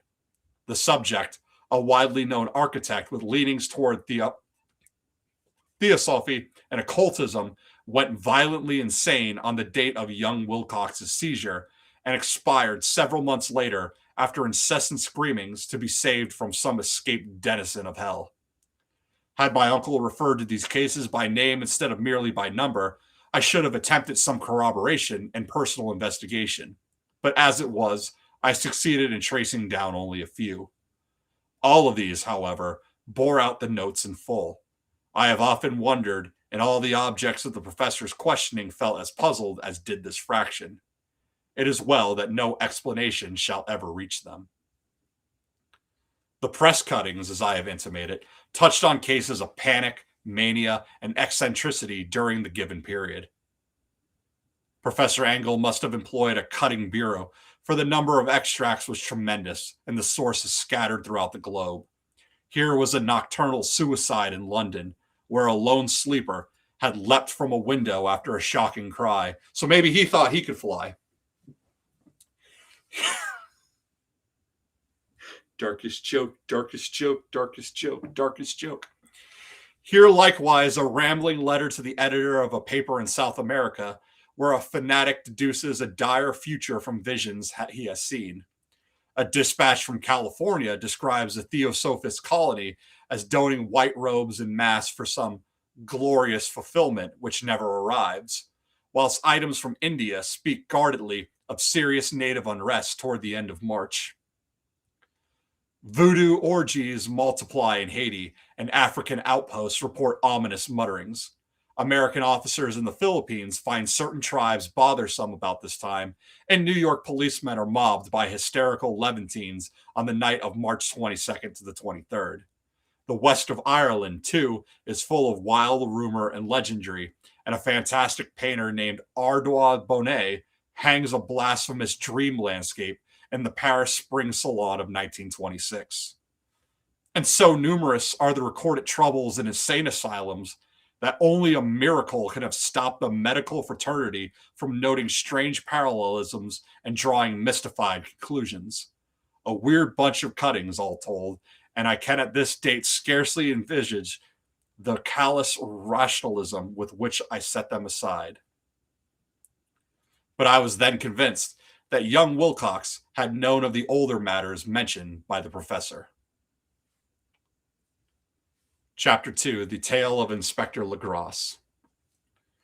The older matters which had made the sculptor's dream in bas-relief so significant to my uncle formed the subject of the second half of his long manuscript. Once before, it appears, Professor Angle had seen the hellish outlines of the nameless monstrosity, puzzled over the unknown hieroglyphics, and heard the ominous syllables which can be rendered only as Cthulhu. And all this in so stirring and horrible connection that it is small wonder he pursued young Wilcox with queries and demands for data. The earlier experience had come in 1908, 17 years before, when the American Archaeological Society held its annual meeting in St. Louis. Professor Angle, as befitted one of his authority and attainments, had had a prominent part in all the deliberations, and was one of the first to be approached by the several outsiders who took advantage of the convocation to offer questions for correct answering and problems for expert solution. The chief of these outsiders, and in a short time the focus of interest for the entire meeting, was a commonplace-looking middle-aged man who had traveled all the way from New Orleans for certain special information unattainable from any local source. His name was John Raymond Legras, and he was by profession an inspector of police. With him, he bore the subject of his visit, a grotesque, repulsive, and apparently very ancient stone statue whose origin he was at a loss to determine. It must not be fancied that Inspector Legras had the least interest in archaeology. On the contrary, his wish for enlightenment was prompted by purely professional considerations. The statuette, idol, fetish, or whatever it was, had been captured some months before in the wooded swamps south of New Orleans during a raid on a supposed voodoo meeting. And so singular and hideous were the rites connected with it, that the police could not but realize that they had stumbled on a dark cult totally unknown to them, and infinitely more diabolic than even the blackest of the the blackest of the African voodoo circles. Phrasing, right? What do you mean by that? He means both. He means both ways that it could be taken. Of its origin, apart from the erratic and unbelievable tales extorted from the captured members, absolutely nothing was to be discovered. Hence the anxiety of the police for any antiquarian lore which might help them to place the frightful symbol and through it track down the cult to its fountainhead. Inspector Legros was scarcely prepared for the sensation which his offering created. One sight of the thing had been enough to show the assembled men of science into a state of tense excitement, and they lost no time in crowding around him to gaze at the diminutive figure whose utter strangeness and air of genuinely abysmal antiquity hinted so potently at unopened and archaic vistas. No recognized school of sculpture had animated this terrible object, yet centuries and even thousands of years seemed recorded in its dim and greenish surface of unplaceable stone. The figure, which was finally passed slowly from man to man for close and careful study, was between 7 and 8 inches in height and of exquisitely artistic workmanship. It represented a monster of vaguely anthropoid outline, but with an octopus-like head, whose face was a mass of feelers, a scaly, rubbery-looking body, prodigious claws on hind and forefeet, and long, narrow wings behind. This thing, which seemed instinct with a fearsome and unnatural malignancy, was of a somewhat bloated corpulence and squatted evilly on a rectangular block or pedestal covered with undecipherable characters. The tips of the wings touched the back edge of the block. The seat occupied the center, whilst the long curved claws of the doubled up crouching hind legs gripped the front edge and extended a quarter of the way down toward the bottom of the pedestal. Actually, I have something for this.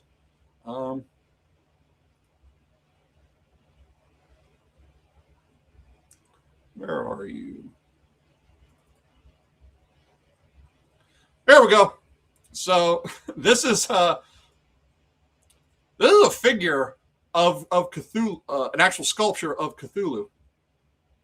The artist, since I can't go about entering the title here, Stephanie Chimay. This is a So what had just been described, right here it is. This sculpture of Cthulhu sitting on his rectangular base.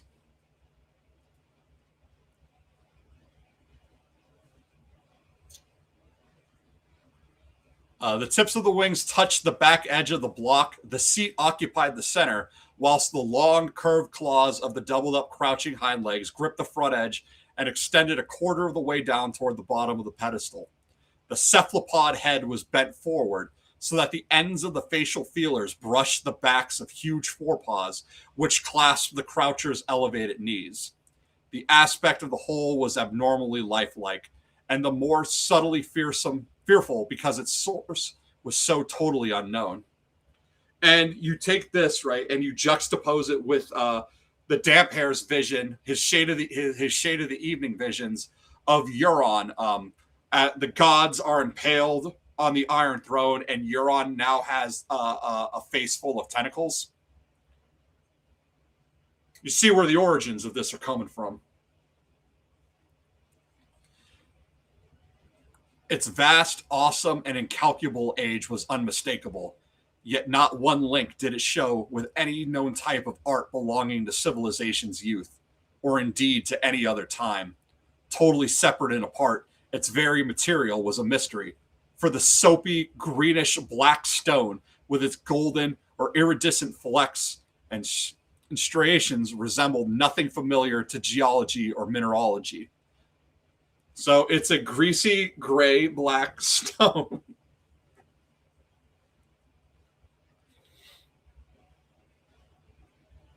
I don't think I don't have to keep repeating it. You get it. You get exactly what George is doing when he's drawing inspiration from this and putting it in his world. The characters along the base were equally baffling, and no member present, despite a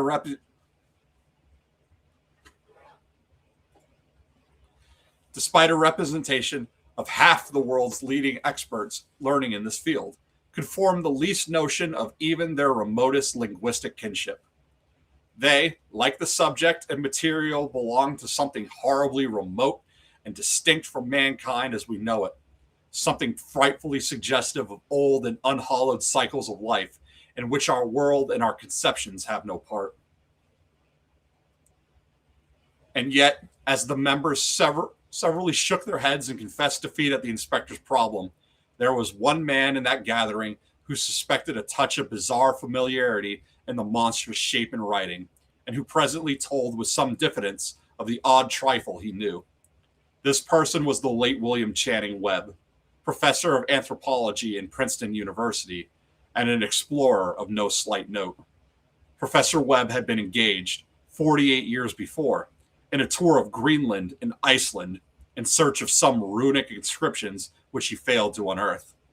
And whilst high up on the West Greenland coast, had encountered a singular tribe or a cult of degenerate Esquimaux whose religion, a curious form of devil worship, chilled him with its deliberate bloodthirstiness and repulsiveness.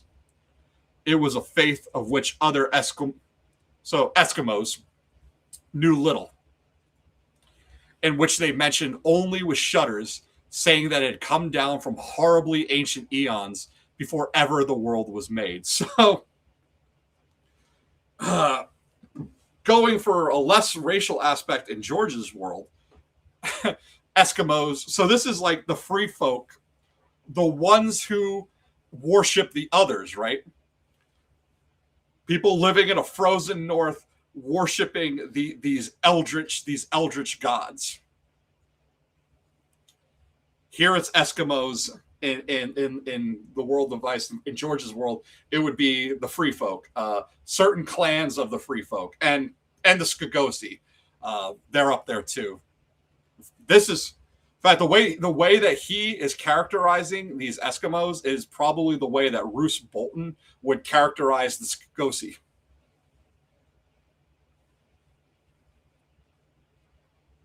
Besides nameless rites and human sacrifices, there were certain queer hereditary rituals addressed to a supreme elder devil,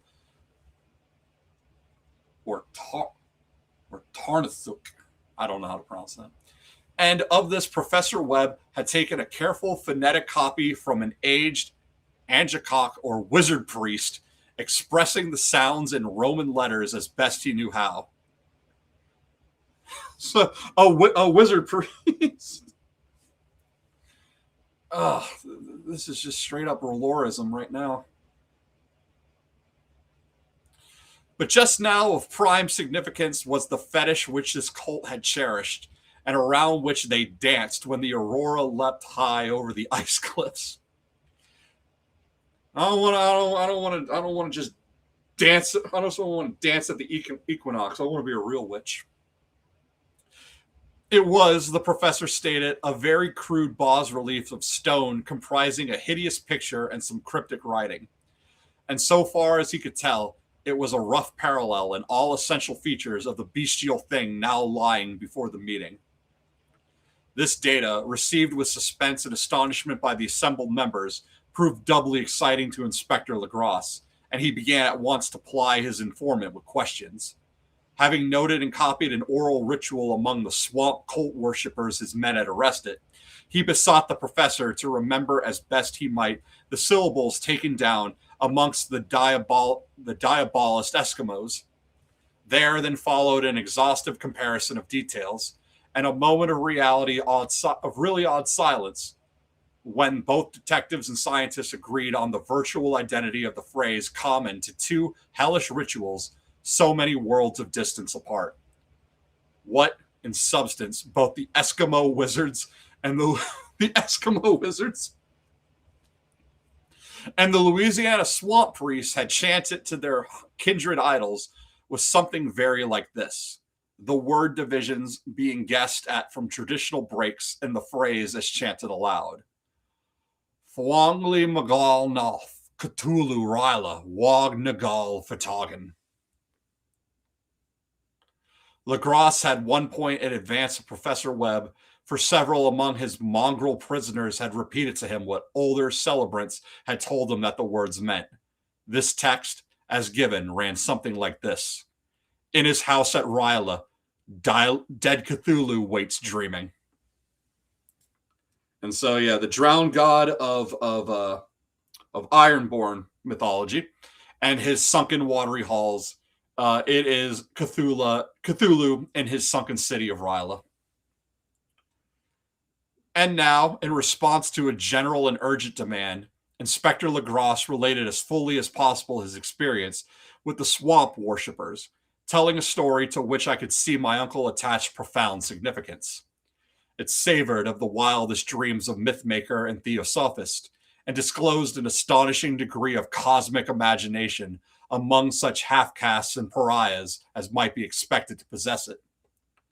On November 1st, 1907, there had come to the New Orleans police a frantic summons from the swamp and lagoon country to the south. The squatters there, mostly primitive but good-natured descendants of Lafitte's men, were in the grip of stark terror from an unknown thing which had stolen upon them in the night.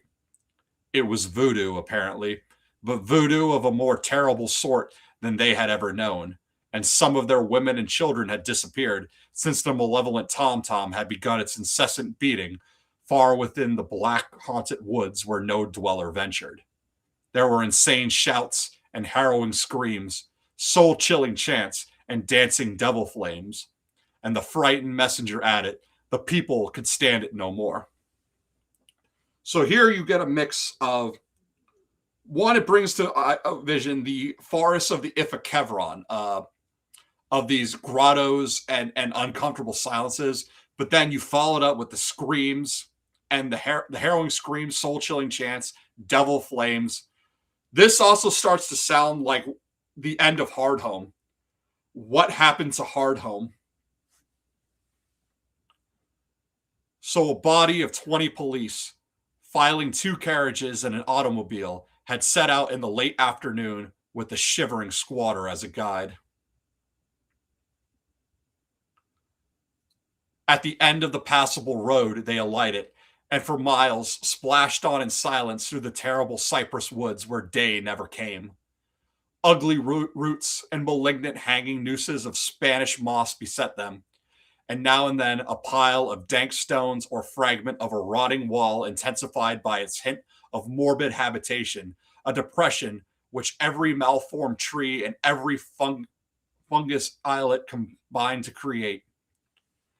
All right, this is long night imagery, and night never comes to this haunted forest.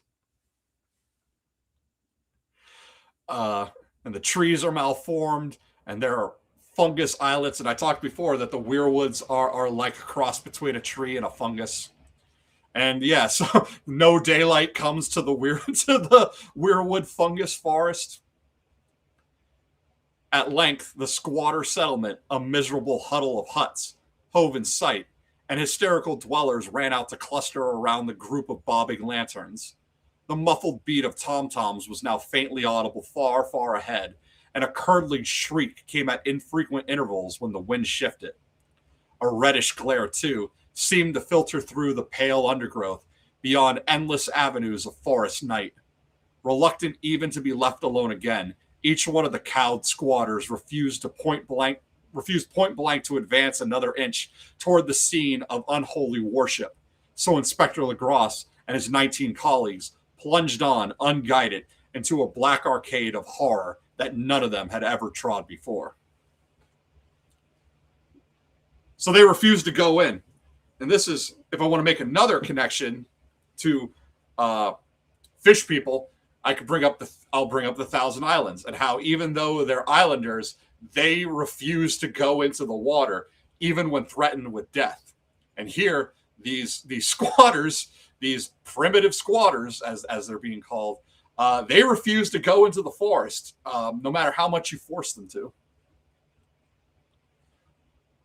The region now entered by the police was one of traditionally evil repute, substantially unknown and untraversed by white men.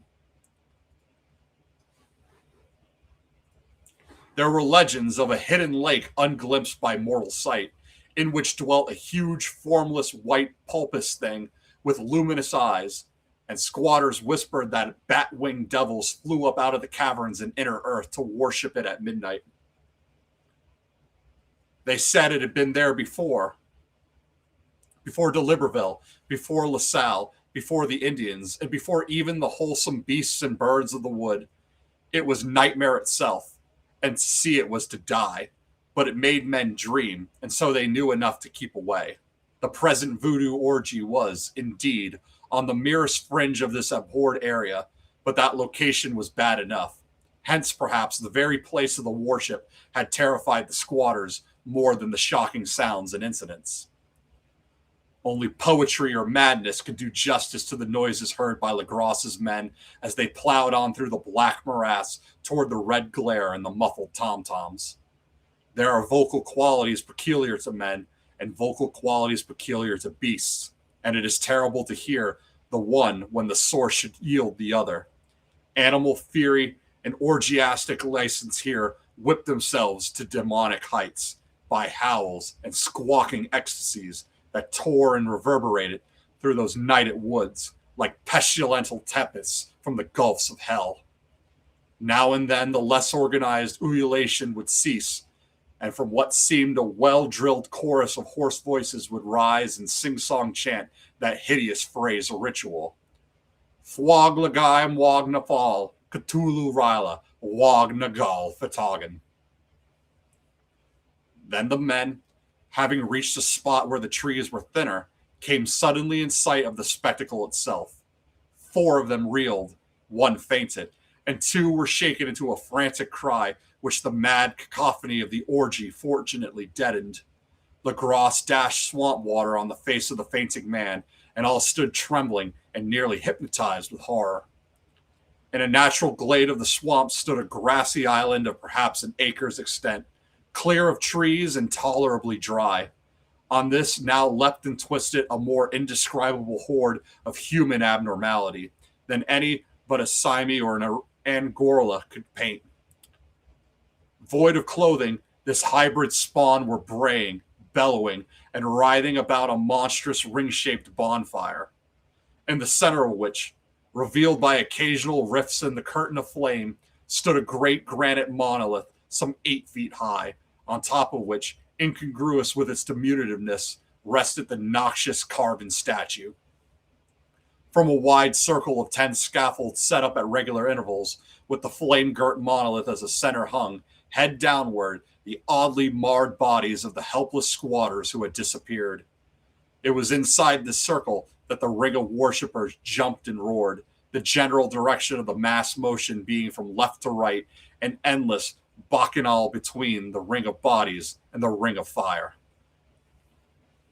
It may have only been imagination, and it may have only been echoes which induced one of the men, an excitable Spaniard, to fancy he heard antiphonal responses to the ritual from which some far and unillumined spot deeper within the wood of ancient legendary and horror. This man, Joseph de Galvez, I later met and questioned, and he proved distractingly imaginative. He indeed went so far as to hint of the faint beating of great wings, and of a glimpse of shining eyes and a mountainous white bulk beyond the remotest trees, but I suppose he had been hearing too much superstition. Actually, the horrified pause of the men brief duration. Duty came first, and although there must have been nearly 100 mongrel celebrants in the throng, the police relied on their firearms and plunged determinedly into the nauseous rout. For 5 minutes, the resultant din and chaos were beyond description. Wild blows were struck, shots were fired, and escapes were made, but in the end, Legras was able to count some 47 sullen prisoners, whom he forced to dress in haste and fall into line between 2 rows of policemen. 5 of the worshippers lay dead, and 2 severely wounded were carried away on improvised stretchers by their fellow prisoners. The image on the monolith, of course, was carefully removed and carried back by Legras.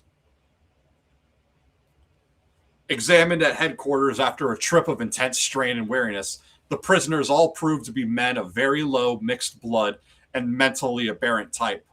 Most were seamen, and a sprinkling of Negroes and mulattoes, largely West Indians or Brava Portuguese from the Cape Verde Islands, gave a coloring of voodooism to the heterogeneous cult. But before many questions were asked, it became manifest that something far deeper and older than Negro fetishism was involved. Degraded and ignorant as they were, the creatures held with surprising consistency to the central idea of their loathsome faith. They worshipped, so they said, the great old ones, who lived ages before there were any men, and who came to the young world out of the sky.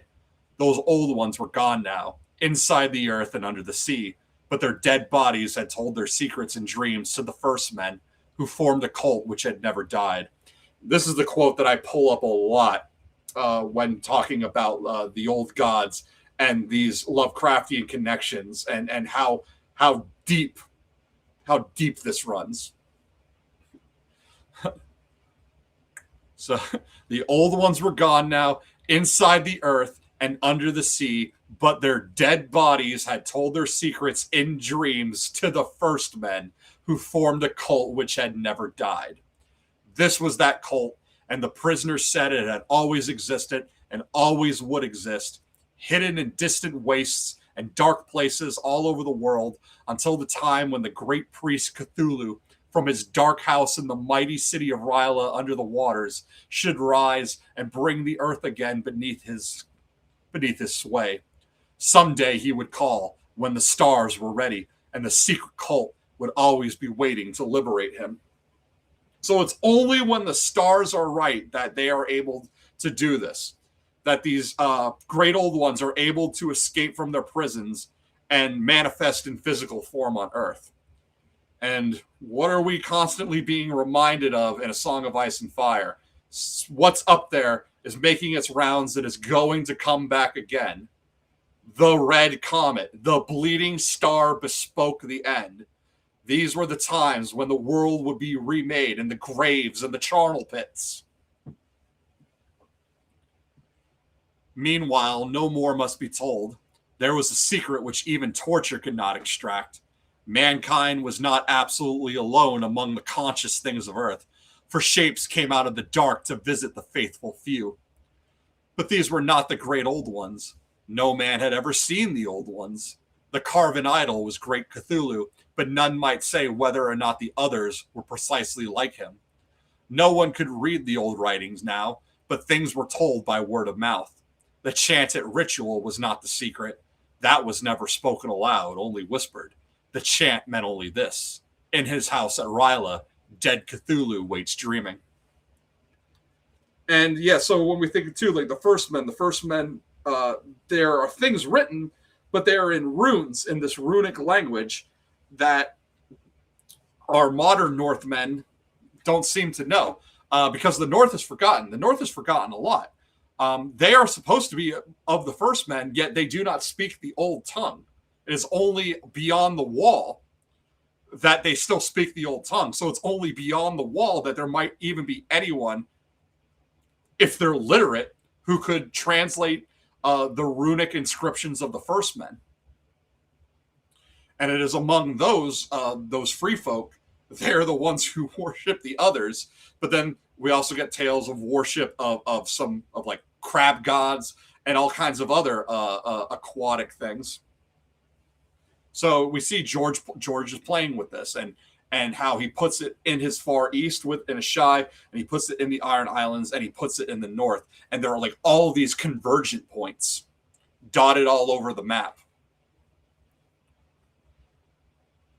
Only 2 of the prisoners were found sane enough to be hanged, and the rest were committed to various institutions. All denied a part in the ritual murders, and averred that the killing had been done by black wicked ones, which had come to them from their memorable meeting place in the haunted wood. But of those mysterious allies, no coherent account could ever be gained. What the police did extract came mainly from an immensely aged mestizo named Castro, who claimed to have sailed to strange ports and talked with undying leaders of the cult in the mountains of China. And So the Church of Starry Wisdom is another thing that is ripped straight from Lovecraft. There, the idol is the oily black stone that is the shining trapezohedron that calls upon Nyarlathotep, the chaos god. And in George, just like with Lang, just like with Kadath, just like all these other places, he mentions the Church of Starry Wisdom in the World of Ice and Fire, where it is very prominent in port towns. And here's a guy who has sailed to strange ports. Ashai is a port city. Ashai is a strange port. There is a Church of Starry Wisdom in Ashai. And some alerted men, like Marwyn the Mage, will go there to try to learn these things. And it's possible that Euron may have gone there. And of course, Quaithe tried to get Dany to go there until George decided that we aren't actually ever going to physically go to Ashai. Old Castro remembered bits of hideous legend that paled the speculations of Theosophists and made men and the world seemed recent and transient indeed. There had been eons when other things ruled on the earth, and they had had great cities. Remains of them, he said, the deathless Chinaman had told him, were still to be found at Cyclopean stones on islands in the Pacific. Okay. So the undying ones in Karth are the less racialized version of these deathless men from China that Castro is talking about. And they're great cities, so great empire of the dawn. They all died vast epochs of time before men came, but there were arts which could revive them when the stars had come around again to the right position in the cycle of eternity. They had, indeed, come themselves from the stars and brought their images with them. So this is all ancient alien stuff. And George plays with this too. So, for example, the founding of the great empire of the Dawn, the god on Earth, who rules for 10,000 years, and then he ascends to the stars in a pearl palanquin, and it sounds a lot like a UFO taking off. And then each dynasty after him, or each successive ruler comes after him, but they rule, but their time as rulers gets less and less, and that makes sense because over time, this, if we are going with ancient alien theory, that alien blood gets diluted and more they become like men and they live the life cycles of men.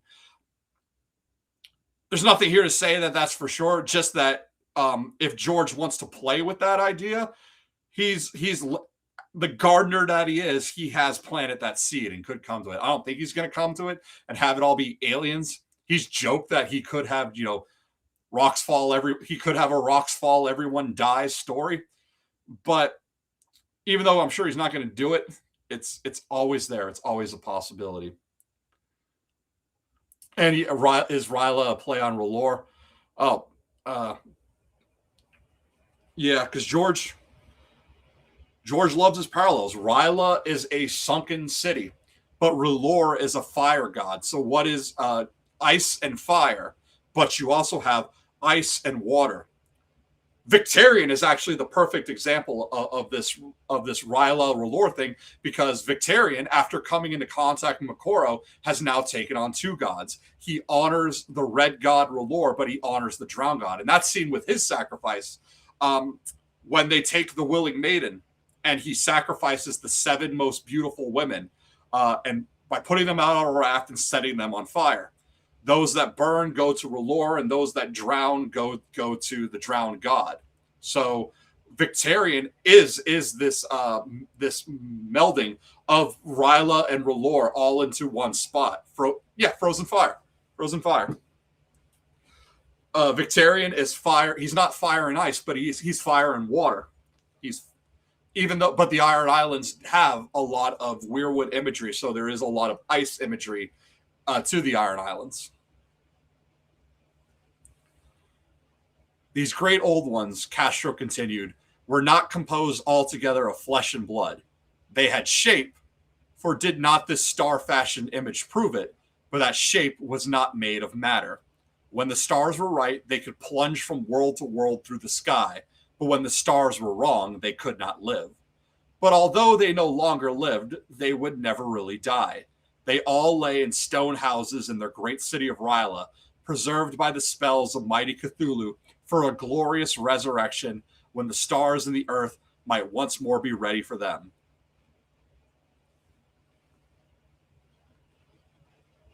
So,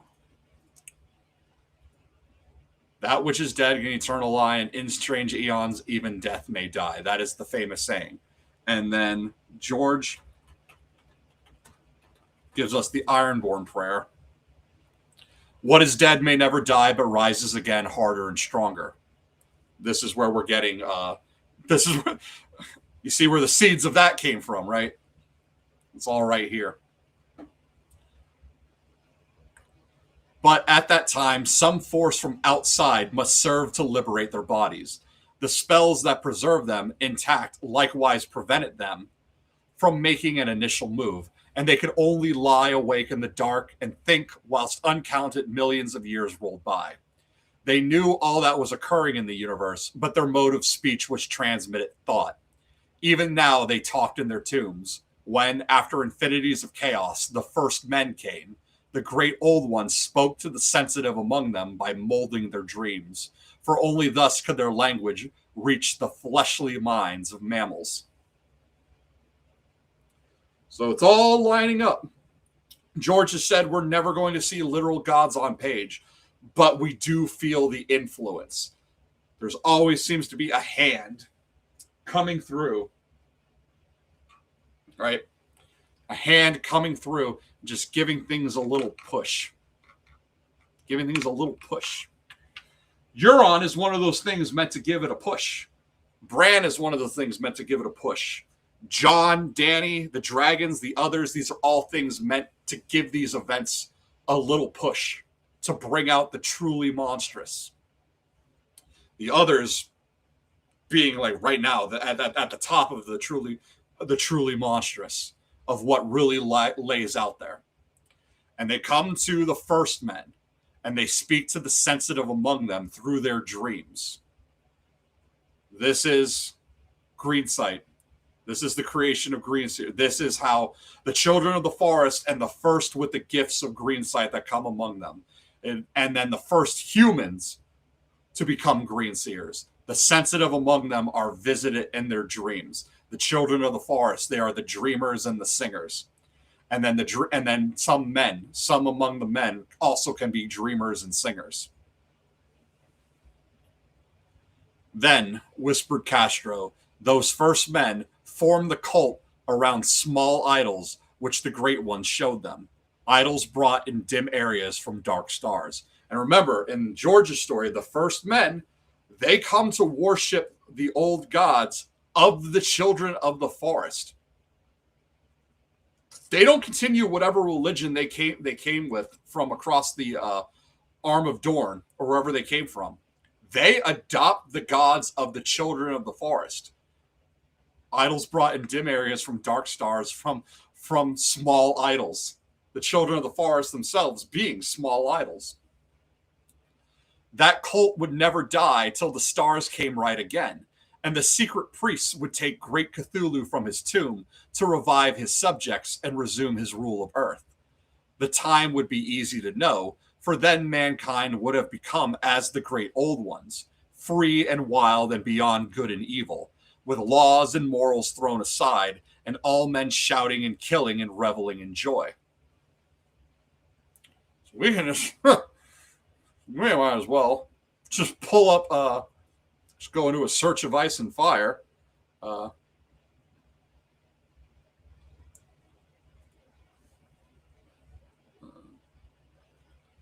World was broken. Let me find this quote.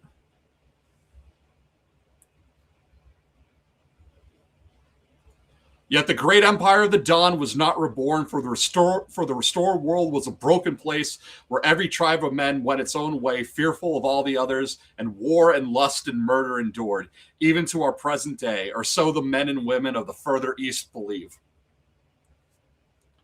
Because the great empire of the dawn falls when after the blood betrayal, the Bloodstone Emperor cast down the traditional gods, forsakes them to worship his black stone, and the people give in to greed and lust and avarice and all of the sins, right? And here it is again. Here it is in Lovecraft. George takes this idea and then puts his own flair on it and weaves it into his world building. Then the liberated old ones would teach them new ways to shout and kill and revel and enjoy themselves, and all the earth would flame with a holocaust of ecstasy and freedom. Meanwhile, the cult, by appropriate rites, must keep alive the memory of those ancient ways and shadow forth the prophecy of their return. In the elder time, chosen men had talked with the entombed old ones in dreams, but then something had happened. The great stone city Ryla, with its monoliths and sepulchres, had sunk beneath the waves, and the deep waters, full of the once primal mystery through which not even thought can pass, had cut off the spectral intercourse. But memory never died, and high priests said that the city would rise again when the stars were right. So there was, in a sense, a dying of magic in the world. We see the same theme. When the dragons die out, magic becomes much rarer in the world, but the dreams persist. Dragon dreams and green dreams and things of that nature. All waiting for a time when these things will return. The dragons have returned. That is a monumental, that is a miracle occurrence. But just as the dragons have returned, so have the others. The others have awakened. And so following the beats of Lovecraft, this is all leading towards a huge, so these are all the beginnings of a huge event. This is revelations. These are apocalyptic events all coming forth.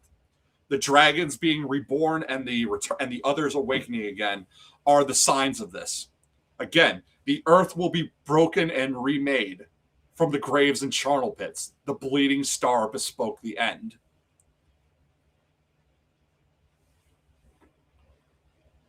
Then came out of the earth the black spirits of earth, moldy and shadowy and full of dim rumors picked up in caverns beneath forgotten sea bottoms. But of them, old Castro dared not speak much. He cut himself off hurriedly, and no amount of persuasion or subtlety could elicit more in this direction. The size of the old ones, too, he curiously declined to mention. Of the cult, he said that he thought the center lay amid the pathless deserts of Arabia, where Iram, the city of pillars, dreams hidden and untouched. It was not allied to the European witch cult and was virtually unknown beyond its members. The book had ever really hinted of it, though the deathless Chinaman said that there were double meanings in the Necronomicon of the mad Arab Abdul al-Hazred, which the initiated might read as they chose, especially the much-discussed couplet, that is not dead which can eternal lie, and with strange eons, even death may die. Legrasse, deeply impressed and not a little bewildered, had inquired in vain concerning the historic affiliations of the cult. Castro, apparently, had told the truth when he said that it was wholly secret. The authorities at Tulane University could shed no light upon either cult or image, and now the detective had come to the highest authorities in the country and met with no more than the Greenland tale of Professor Webb. The feverish interest aroused at the meeting by Legrasse's tale, corroborated as it was by the statuette, is echoed in the subsequent correspondence of those who attend it, although scant mention occurs in the formal publications of the society. Caution is the first care of those accustomed to face occasional charlatanry and imposture. Legrasse for some time lent the image to Professor Webb, but at the latter's death, it was returned to him and remains in his possession, where I viewed it not long ago. It is truly a terrible thing, and unmistakably akin to the dream sculpture of young Wilcox. It's like the Greyjoy words were Rose. Yeah, they did. They basically, they are. Oh, and then I also just want to mention too, because I talked before too about South Park and how they use Cthulhu. And I would be remiss to not mention in the Fractured But Whole. They're doing the same thing here in the Call of Cthulhu story, only they're switching it around. In the Fractured But Whole, it's the cops who are the cultists, right? And the reason that they're arresting all of the black residents of South Park is so that they can feed them to their own eldritch god, which is another great old one, Shub-Niggurath, the black goat with 1,000 young. So there are Easter eggs in Fractured But Whole, like read the Horror Red Hook. The Horror Red Hook is one of Lovecraft's most viciously racist stories. And then, but was Lovecraft racist? He was. How racist was he? So like really, really racist. And yeah, and the way you defeat Shub-Niggurath is you have to position the white cops off the ledge so that when Shub-Niggurath does her swipe attack, she swipes up the white cops because she likes dark meat, but white meat makes her sick. And then to make it funnier, if you have Tolkien on your team, Tolkien Black, if you have him in your party, and Shub-Niggurath swipes him up and eats him, she regains health. And if your character identifies as black, and I'll get into that, but if you get swept up in the attack, yeah, Shub-Niggurath gets a health bonus. And I say identify as black because in the Fractured But Whole, you can make your character the pastiest white they are, but when it comes time to do your character sheet and you're declaring your gender, your sexuality, your religion, and your race, you can choose to be black. You can be transracial in the Fractured But Whole. And if Shub-Niggurath eats you, if you choose black, even if your skin tone ain't black, she'll get a health bonus. Oh my god! I mean, I knew Matt and Trey were Lovecraft fans, but the way they worked it into the story, and just to turn it around and to make Lovecraft's racism the butt of the joke by making the cops the cultists, but also still in that classic Lovecraft fashion, that classic South Park fashion of also being pointing the finger at leftists or people with identity politics. They also get made fun of. So it's like it's so perfect. It's so perfect. I love the troll humor. It's so good. Well, where was? Oh, okay. So back. That was a little diatribe. So we'll go back to the story. So that my uncle was excited by the tale of the sculptor, I did not wonder.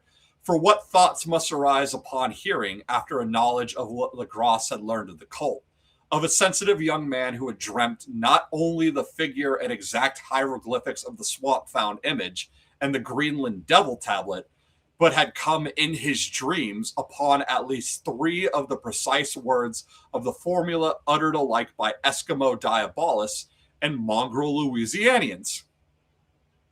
Professor Engel's instant start on an investigation of the utmost thoroughness was eminently natural, though privately I suspected young Wilcox of having heard of the cult in some indirect way, and of having invented a series of dreams to heighten and continue the mystery at my uncle's expense.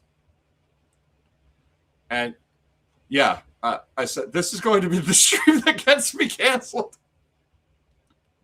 The transracial. Fucking hell. Don't even get me started then. Okay, so I'll bring this up too. So I'm pretty left leaning, right, in a lot of my outlook, but I would never call myself a leftist because I don't want to be lumped in with people like certain leftists, and that is the purity, the one I've said many times. I'm a white man with a black cat who reads Lovecraft. I'm never going to pass the purity test. I know what I'm about. Um, so it means being lumped in, if you the New Democratic Socialists of Canada, and the meeting they had with their equity cards, and it just devolved into who has higher victim status. Like they're given these equity cards and they throw them down like flags on the play if someone used like problematic language. And you have people who argue at the chair for something the chair said, but they use she, her pronouns, and then the chair throws down their equity card, their flag on the play, because they identify as non-binary. And then at the end of it all, they ended up electing some white guy to represent them anyway. And I'm like, man, I could not write satire like that if I tried. And yet here it was happening in real time. And it's like, it's fucking embarrassing is what it is. And that's why I hate like putting as left leaning as I am. I'm insulted to ever be described as a leftist because it means being lumped in with that, and being lumped in with the kind of people who would never let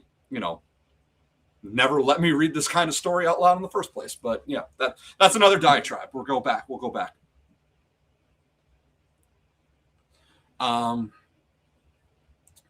Angel's instant start on an investigation of the utmost thoroughness was eminently natural, though privately I suspected young Wilcox of having heard of the cult in some indirect way, and of having invented a series of dreams to heighten and continue the mystery at my uncle's expense. The dream narratives and cuttings collected by the professor were, of course, strong corroboration. But the rationalism of my mind and the extravagance of the whole subject led me to adopt what I thought the most sensible conclusions. So, after thoroughly studying the manuscript again and correlating the theosophical and anthropological notes with the cult narrative of Legras, I made a trip to Providence to see the sculptor and gave him the rebuke I thought proper for so boldly imposing upon a learned and aged man. Wilcox still lived alone in the Fleur de Lis building in Thomas Street, a hideous Victorian imitation of 17th century Breton architecture which flaunts its stuccoed front amidst the lovely colonial houses on the ancient hill and under the very shadow of the finest Georgian steeple in America.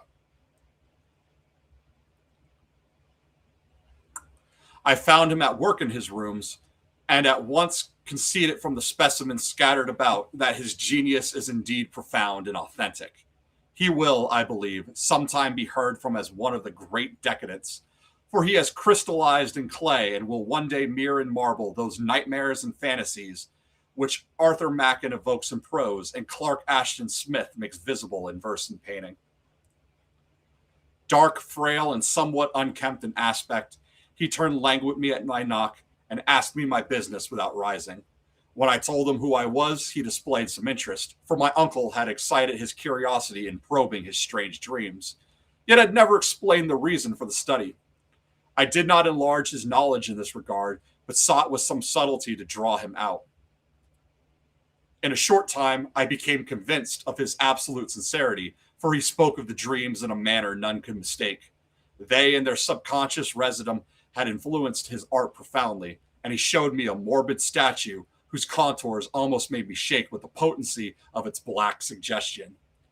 He could not recall having seen the original of this thing except in his own dream bas relief, but the outlines had formed themselves insensibly under his hands. It was, no doubt, the giant shape he had raved of in delirium. That he really knew nothing of the hidden cult, save from what my uncle's relentless catechism had let fall, he soon made clear, and again I strove to think of some way in which he could possibly have received the weird impressions. He talked of his dreams in a strangely poetic fashion, making me see with terrible vividness the damp cyclopean city of slimy green stone, whose geometry, he oddly said, was all wrong, and hear with frightened expectancy the ceaseless half-mental calling from underground. Cthulhu Fatagan. Cthulhu Fatagan. These words had formed part of that dread ritual which told of dead Cthulhu's dreams vigil in his stone vault at Ryla, and I felt deeply moved despite my rational beliefs. Wilcox, I was sure, had heard of the cult in some casual way, and had soon forgotten it amidst the mass of his equally weird reading and imagining.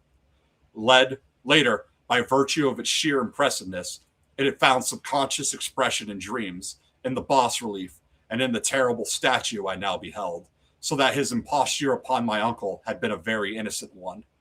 The youth was of a type, at once slightly affected and slightly ill-mannered, which I could never like, but I was willing enough now to admit both his genius and his honesty. I took leave of him amicably, and wished him all the success his talent promises. The matter of the cult still remained to fascinate me, and at times I had visions of personal fame from researches into its origins and connections. I visited New Orleans, talked with Lagros and others of that old-time raiding party, saw the frightful image, and even questioned such of the mongrel prisoners as still survived.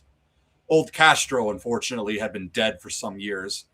What I now heard so graphically at first hand, though it was really no more than a detailed confirmation of what my uncle had written, excited me afresh. For I felt sure that I was on the track of very real, very secret, and very ancient religion whose discovery would make me an anthropologist of note. My attitude was still one of absolute materialism, as I wish it still were, and I discounted with almost an inexplicable perversity the coincidence of the dream notes and odd cuttings collected by Professor Angle. One thing I began to suspect, and which I now fear I know, is that my uncle's death was far from natural. He fell on a narrow hill street leading up from an ancient waterfront swarming with foreign mongrels after a careless push from a Negro sailor. I did not forget the mixed blood and marine pursuits of the cult members in Louisiana, and would not be surprised to learn of secret methods and poisoned needles as ruthless and anciently known as the cryptic rites and beliefs. Lagros and his men, it is true, have been let alone, but in Norway, a certain seaman who saw things is dead. Might not the deeper inquiries of my uncle after encountering the sculptor's data have come to sinister ears? I think Professor Angle died because he knew too much, or because he was likely to learn too much. Whether I shall go, as he did, remains to be seen, for I have learned much now. Boy, doesn't that echo real life, right? Like all those NASA scientists who have disappeared, but don't ask questions about it. The madness from the sea. If heaven ever wishes to grant me a boon, it will be a total effacing of the results of a mere chance, which fixed my eye on a certain stray piece of shelf paper. It was nothing on which I could naturally have stumbled in the course of my daily round, for it was an old number of an Australian journal, the Sydney Bulletin, for April 18th, 1925. It escaped even the Cutting Bureau, which had at the time of its issuance been avidly collecting material for my uncle's research. I had largely given over my inquiries into what Professor Angle called the Cthulhu cult, and was visiting a learned friend in Paterson, New Jersey, the curator of a local museum and mineralogist of note. Examining one day the reserved specimens roughly set on the storage shelves in a rear room of the museum, my eye was caught by an odd picture in one of the old papers and spread beneath the stones. It was the Sydney Bulletin I had mentioned, where my friend has wide affiliations in all conceivable foreign parts. And the picture was a half-tone cut of a hideous stone image, almost identical with that which Lagros had found in the swamp. Eagerly clearing the sheet of its precious contents, I scanned the item in detail and was disappointed to find it of only moderate length.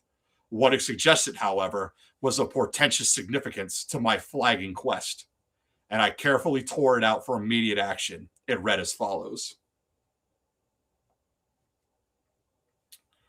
Mystery derelict found at sea. Vigilant arrives with helpless armed New Zealand yacht in tow. One survivor and dead man found aboard. Tale of desperate battle and deaths at sea. Rescued seaman refuses particulars of strange experience. Odd idol found in his possession. Inquiry to follow. The Morrison Company's freighter Vigilant, bound from Valparaiso, arrived this morning at its wharf in Darling Harbor, having in tow the battled and disabled but heavily armed steam yacht Alert of Dunedin, New Zealand, which was sighted April 12th in south latitude 34 degrees. I don't know latitude and longitude. Coordinates, with one living and one dead man aboard. The Vigilant left Valparaiso March 25th, and on April 2nd was driven considerably south of her course by exceptionally heavy storms and monster waves. On April 12th, the derelict was sighted, and though apparently deserted, was found upon boarding to contain one survivor in a half-delirious condition and one man who had evidently been dead for more than a week. Uh-oh. Uh-oh. Cat, you good, girl? I'm sorry, one of my... Cassie, are you okay? I think she ate too fast. Okay. Sorry. I heard some yakking, and it was one of my cats. Where were we?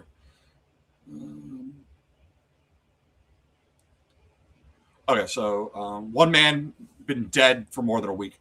The living man was clutching a horrible stone idol of unknown origin, about a foot in height, regarding whose nature authorities at Sydney University, the Royal Society, and the museum in College Street all profess complete bafflement, and which the survivor says he found in the cabin of the yacht in a small carved shrine of common pattern. The man, after recovering his senses, told an exceedingly strange story of piracy and slaughter. He is Gustav Johansen, a Norwegian of some intelligence, and had been second mate of the two-masted schooner Emma of Auckland, which sailed for Callao February 20th with a complement of 11 men. The Emma, he says, was delayed and thrown widely south of her course by the great storm of March 1st. And on March 2nd, in latitude-longitude, encountered the Alert, manned by a queer and evil-looking crew of Kanakas and half-castes. Being ordered peremptorily to turn back, Captain Collins refused, whereupon the strange crew began to fire savagely and without warning upon the schooner with a peculiarly heavy battery of brass cannon forming part of the yacht's equipment.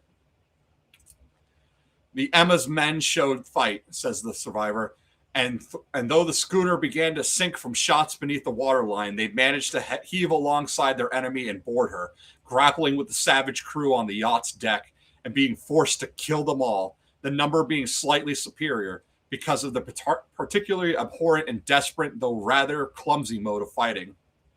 3 of the Emma's men, including Captain Collins and First Mate Green, were killed, and the remaining 8, under Second Mate Johansen, proceeded to navigate the captured yacht, going ahead in their original direction to see if any reason for their ordering back had existed. The next day, it induced Johansen to speak more freely than he has done hitherto. Lovecraft didn't like anyone who wasn't a white Anglo-Saxon Protestant male from New England. And even then, you probably skirting the lines. Like Boston? Boston. There's this one, it's like, chopped tomatoes with Italian herbs. No, thank you.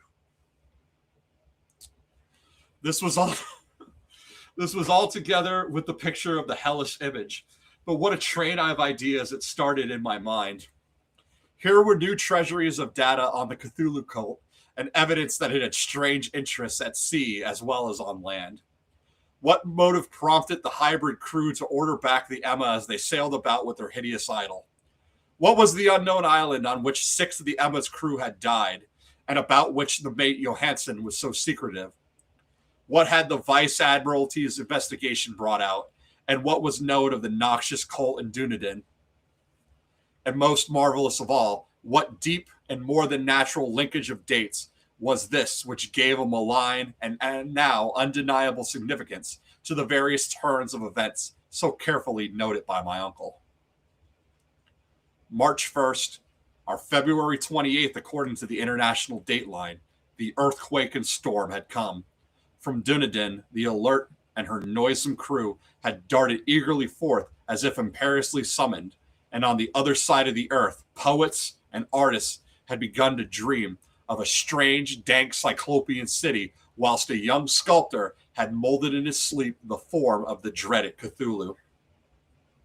March 23rd, the crew of the Emma landed on an unknown island and left 6 men dead. And on that date, the dreams of sensitive men assumed a heightened vividness and darkened with dread of a giant monster's malign pursuit, whilst an architect had gone mad and a sculptor had lapsed suddenly into delirium. So again, we talk about like, why do so many things in the Far East seem to echo things in the far north, the far east of Essos and the far north of Westeros? Well, here it is. Opposite ends of the earth, right? All of these things are happening in tandem.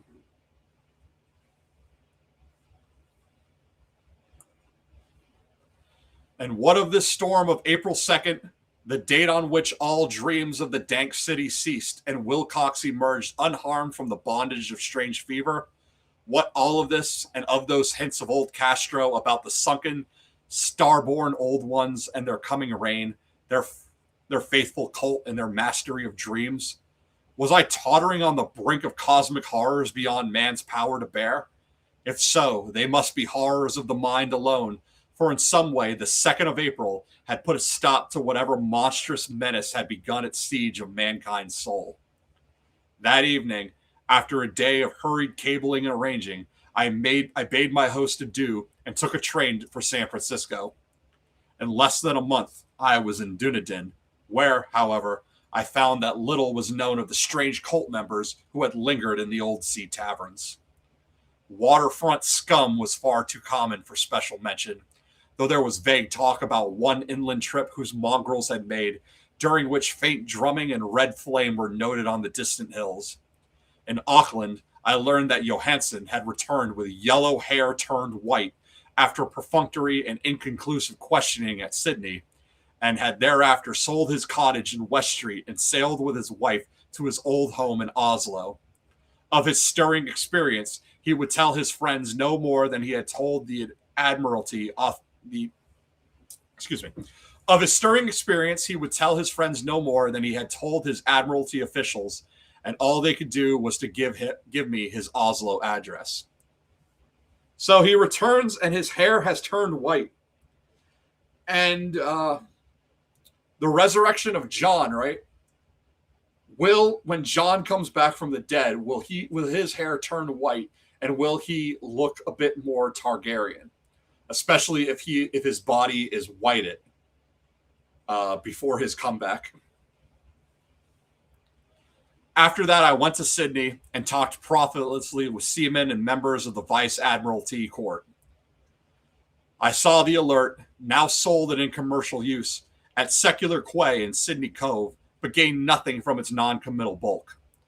The crouching image with its cuttlefish head, dragon body, scaly wings, and hieroglyph pedestal was preserved in the museum at Hyde Park, and I studied it long and well, finding it a thing of balefully exquisite workmanship, and with the same utter mystery, terrible antiquity, and unearthly strangeness of material which I had noted in Legras's smaller specimen. Geologists, the curator told me, had found it a monstrous puzzle, for they vowed that the world held no rock like it. And then I thought with a shudder of what old Castro had told Legras about the primal great ones. They had come from the stars and had brought their images with them.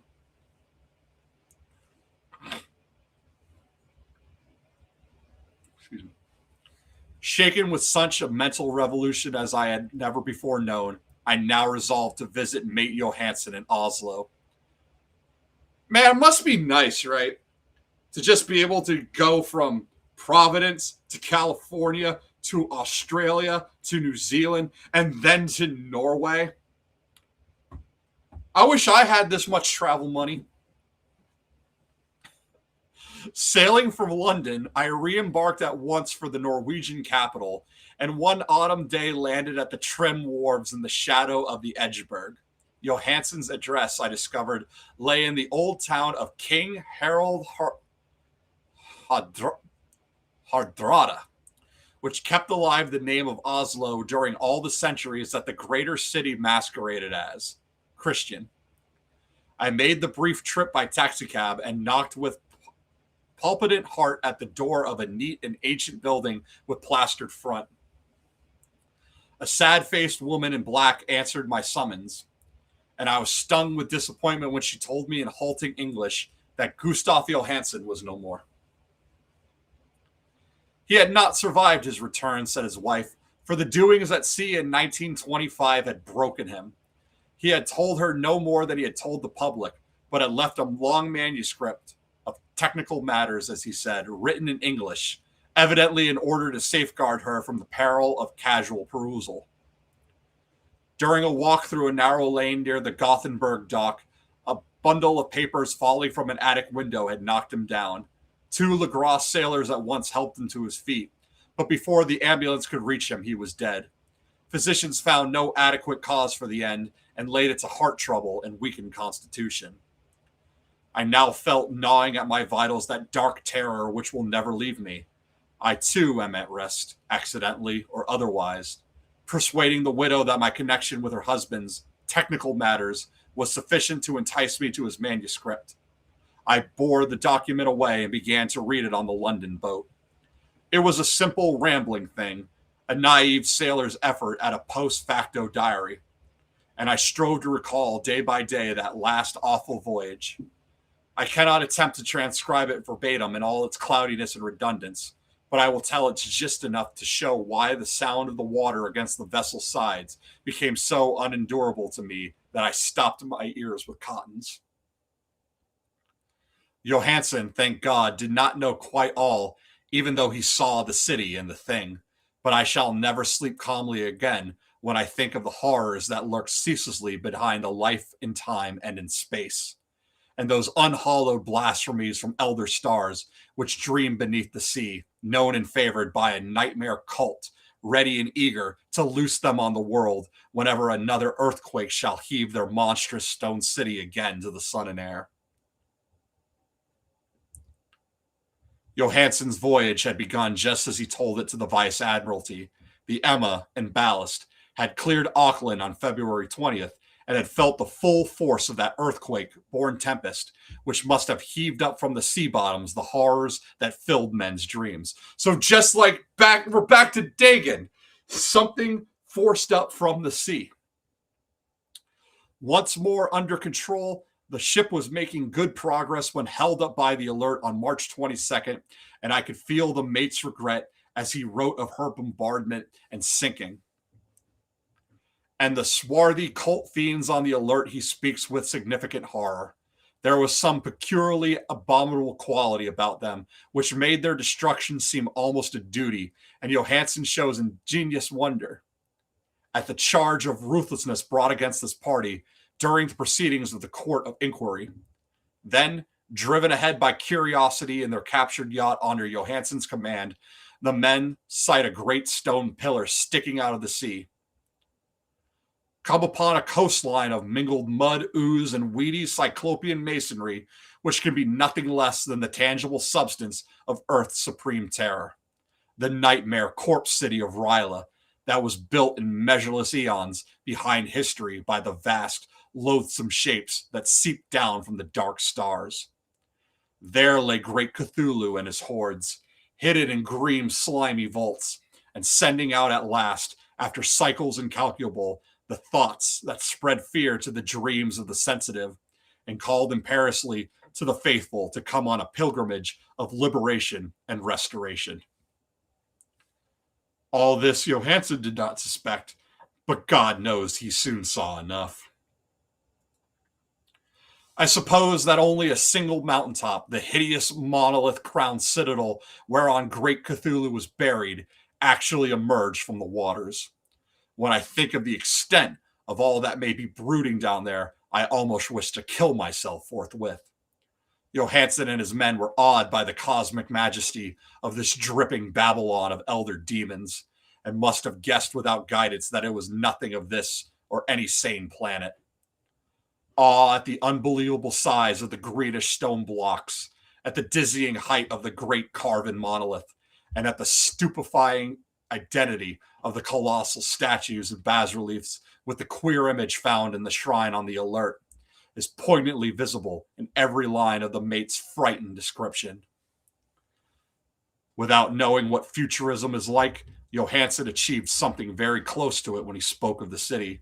For instead of describing any definite structure or building, he dwells only on broad impressions of vast angles and stone surfaces. Surfaces too great to belong to anything right or proper for this earth, and impious with horrible images and hieroglyphs. I mentioned his talk about angles because it suggests something. Wilcox had told me of his awful dreams. He said that the geometry of the dream place he saw was abnormal, non-Euclidean, and loathsomely redolent of spheres and dimensions apart from ours. Now, an unlettered seaman felt the same thing whilst gazing at the terrible reality. Johansson and his men landed at a sloping mud bank on this monstrous acropolis and clambered slipperily up over tightened, oozy blocks which could have been no mortal staircase. The very sun of heaven seemed distorted when viewed through the polarizing miasma welling out from the sea-soaked perversion, and twisted menace and suspense lurked leeringly in those crazily elusive angles of carven rock, where a second glance showed concavity after the first showed convexity. Something very like fright had come all over the explorers before anything more definite than rock and ooze and weed was seen. Each would have fled had he not feared the scorn of the others, and it was only half-heartedly that they searched, vainly as it proved, for some portable souvenir to bear away. It was Rodriguez, the Portuguese, who climbed up the foot of the monolith and shouted at what he had found. The rest followed him and looked curiously at the immense carved door with the now familiar squid dragon bas-relief. It was, Johansson said, like a great barn door, and they all felt that it was a door because of the ornate lintel, threshold, and jambs around it, though they could not decide whether it lay flat like a trapdoor or slantwise like an outsourced cellar door. Oh! The rusted sounds of an iron hinge! Euron, the damp hair, when Euron would open his door. As Wilcox would have said, the geometry of the place was all wrong. One could not be sure that the sea and the ground were horizontal. Hence, the relative position of everything else seemed phantasmally variable. Bryden pushed at the stone in several places without result. Then Donovan felt over it delicately around the edge, pressing each point separately as he went. He climbed interminably along the grotesque stone molding. That is, one would call it climbing if the thing was not after all horizontal, and the men wondered how any door in the universe could be so vast. Then, very softly and slowly, the acre-great panel began to give inward at the top, and they saw that it was balanced. Donovan slid or somehow propelled himself down or along the jamb and rejoined his fellows. And everyone watched the queer recession of the monstrously carven portal. In this fantasy of prismatic distortion, it moved anomalously in a diagonal way, so that all the rules of matter and perspective seemed upset. The aperture was black with a darkness almost material. The tenebrousness was indeed a positive quality, for it obscured such parts of the inner walls as ought to have been revealed, and actually burst forth like smoke from his eon-long imprisonment, visibly darkening the sun as it slunk away into the shrunken and gibbous sky on flapping membranous wings. The odor arising from the newly opened depths were intolerable, and at length the quick-eared Hawkins thought he heard a nasty slopping sound down there. Everyone listened, and everyone was listening still when it lumbered slobberingly into sight and gropingly squeezed its gelatinous green immensity through the black doorway into the tainted outside air of that poisoned city of madness. Poor Johansson's handwriting almost gave out when he wrote of this. Of the 6 men who never reached the ship, he thinks 2 perished of pure fright in that accursed instant. The thing cannot be described. There is no language for such abysms of shrieking and immemorable lunacy, such eldritch contradictions of all matter, force, and cosmic order. A mountain walked or stumbled.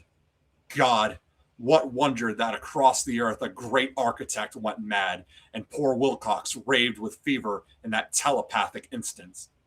The thing of the idols, the green, sticky spawn of the stars, had awaked to claim his own. The stars were right again, and what an age-old cult had failed to do by design, a band of innocent sailors had done by accident. After vigintillion of years, great Cthulhu was loose again and ravening for delight. So, right? A band of innocent sailors did this by accident. Well, the Ironborn aren't innocent sailors, but Euron is one who's treading on, this big scary door, and he's probably going to open it. So for George, so here it is again. George is going to have very, very guilty sailors stumble upon this, right? Euron and his flunkies. 3 men were swept up by the flabby claws before anybody turned. God rest them if there be any rest in the universe.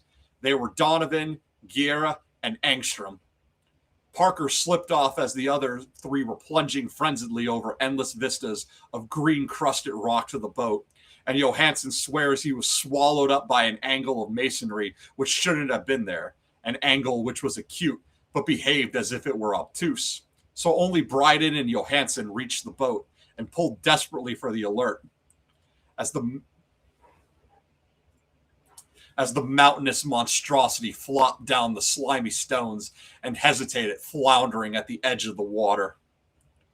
Steam had not been suffered to go down entirely, despite the departure of all hands for the shore. That it was the work of only a few moments of feverish rushing up and down between wheel and engine to get the alert underway.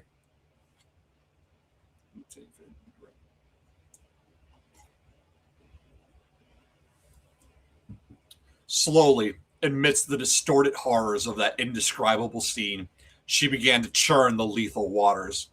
Whilst on the masonry of that charnel shore, that was not of earth, the Titan thing from the stars slobbered and gibbered like Polypheme cursing the fleeing ship of Odysseus. Then, bolder than the storied Cyclops, great Cthulhu slid greasily into the water and began to pursue with vast, wave-rising strokes of cosmic potency. Bryden looked back and went mad, laughing shrilly as he kept on laughing at intervals till death found him one night in the cabin whilst Johansson was wandering deliriously. But Johansson had not given out yet. Knowing that the thing could surely overtake the alert until steam was fully up, he resolved on a desperate chance and, setting the engine for full speed, ran lightning-like on deck and reversed the wheel. There was a mighty eddying and foaming in the noisome brine, and as the steam mounted higher and higher, the brave Norwegian drove his vessel head-on against the pursuing jelly, which rose above the unclean froth like the stern of a demon galleon. He hits Cthulhu with his boat. That's what happens. The awful squid head with writhing feelers came nearly up to the bowsprit of the sturdy yacht, but Johansson drove on relentlessly. There was a bursting as of an exploding bladder, a slushy nastiness of a cloven sunfish, a stench as of 1,000 open graves, and a sound that the chronicler could not put on paper. For an instant, the ship was befouled by an acrid and blinding green cloud. And then there was only a venomous seething astern, where, God in heaven, the scattered plasticity of that nameless sky spawn was nebulously recombining in its hateful original form, whilst its distance widened every second as the alert gained impetus from its mounting steam. So he hits Cthulhu with his boat and gets past him, but then Cthulhu is just reforming, right? He's regenerating. That was all. After that, Johansson only brooded over the idol in the cabin and attended to a few matters of food for himself and the laughing maniac by his side. He did not try to navigate after the first bold flight, for the reaction had taken something out of his soul. Then came the storm of April 2nd and a gathering of the clouds about his consciousness. There is a sense of spectral whirling throughout liquid gulfs of infinity, of dizzying rides through reeling universes on a comet's tail. The red comet, and of hysterical plunges from the pit to the moon, and from the moon back again to the pit. Dave should really be here for all this moon meteor talk that's happening right now. And of hysterical plunges from the pit to the moon, and from the moon back again to the pit, all livened by a cockinating chorus of the distorted, hilarious elder gods and the green bat-wing mocking imps of Tartarus. Out of that dream came rescue, the Vigilant, the Vice Admiralty Court, the streets of Dunedin, and the long voyage back home to the old house by the Edgeburg. He could not tell. They would think him mad. He would write of what he knew before death came, but his wife must not guess. Death would be a boon if only it could blot out the memories. Was that the document I read? That was the document I read. And now I have placed it in the tin box beside the bas relief in the papers of Professor Angle. With it shall go this record of mine, this test of my own sanity, wherein is pieced together that which I hope may never be pieced together again. I have looked upon all that the universe has to hold of horror, and even the skies of spring and the flowers of summer must ever afterward be poison to me. But I do not think my life will be long. As my uncle went, as poor as Johansson went, so I shall go. I know too much, and the cult still lives. Cthulhu still lives too, I suppose, again in that chasm of stone which has shielded him since the sun was young. His accursed city is sunken once more, for the Vigilant sailed over the spot after the April storm. But his ministers on earth still bellow and prance and slay around idol-capped monoliths in lonely places.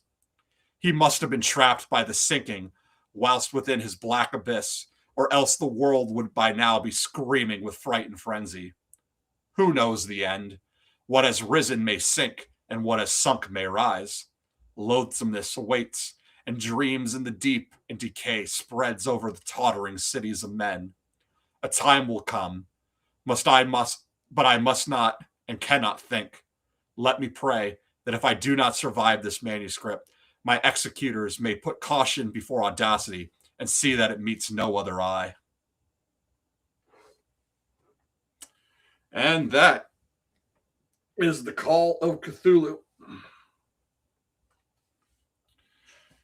And yeah, I think you can see, like, we no need to beat this dead squid any further. George picked up a lot of this. A lot of what went into the story echoes throughout A Song of Ice and Fire, right? With because George is weaving fantasy with with Lovecraftian horror. That's why it's like a perfect mix of so many things are like a perfect mix of Tolkien and Lovecraft. It's like if these two could come together, George is bridging the gap between those worlds. And yeah, I mean, obviously, when it comes to Cthulhu and the whole Drowned God thing, the Ironborn are our most prominent ones of this. But there are plenty of other, characters who have aspects of this. There's never a perfect one-to-one correlation. It's more the beats and patterns, right, that we pick up on, the parallels, the foils, and all of that. And George is a gardener. He's throwing his seeds, and some of those seeds we trace back to other people's gardens. And I know a lot of you have been singing Octopus's Garden in the chat. So you pick up on it. You're smart people. You understand symbolism. So thank you for joining me out here for taking a look at this, for talking about squishers and old ones, and for riding along with some of the unpleasant aspects of this. Yeah, George. What George is doing is he's taking a lot of this Lovecraftian stuff, dropping the uncomfortable racial things, but then inserting his own world's uncomfortable racial things. This is why, like the savage crew that attacks the alert, it reads a lot like Ironborn raiding ships along, just doing what Ironborn do. And then the Ironborn are looked upon by other Westerosi as savages and barbarians, just as the Free Folk are looked upon as savages and barbarians. And the Dornish are still looked upon as savages and barbarians. Right? We ditch the real world racism for more of a fantasy racism in that regard. So yeah. Thank you for coming out. I know I do these streams kind of whenever I feel like this, so it's always nice to know that there's an audience here that's going to join me whenever I feel like doing one. I will not be with Dave tomorrow. Will be Dave and Sean, a hero with 1,000 voices. I don't know what their topic is, but so, and hopefully the things I said on this stream will not stop me from being invited back. Since I kind of revealed my hand on how I really feel about a couple of things that I normally keep quiet about on other channels. But yes, thank you for joining me. Thank you if you were here since the beginning. Thank you for sticking by. Thanks for all of the chats, all the comments. Do like and subscribe. I will be back with more streams. I will have more scripted videos planned in the future. I am still working on my YT video about the possible plot lines of YT animated show by comparing it to its own influences, that being Romance of the Three Kingdoms and The King in Yellow, and how and using parallels to shape them back to A Song of Ice and Fire. So there will be mentions of like Stannis and Cersei and all of that, because truly believe that if you want to make something like as niche as a YT show, if you want to make a success with a modern audience, you need to be able to work it back right to original Game of Thrones and give people something to put it onto. It'll be like, oh, okay, I kind of see this is like this, right? Well, I think I found it. I think I essentially Paul Coe, the Orange Emperor, is Stannis. The weak Azor Emperor is basically Tommen right now, and then of course the yellow sorcerer lord in Carcosa is Euron. I will make all of these connections. I will explain myself. I will explain my reasoning and show my receipts. All right, so thank you everyone. I will see you again next time. So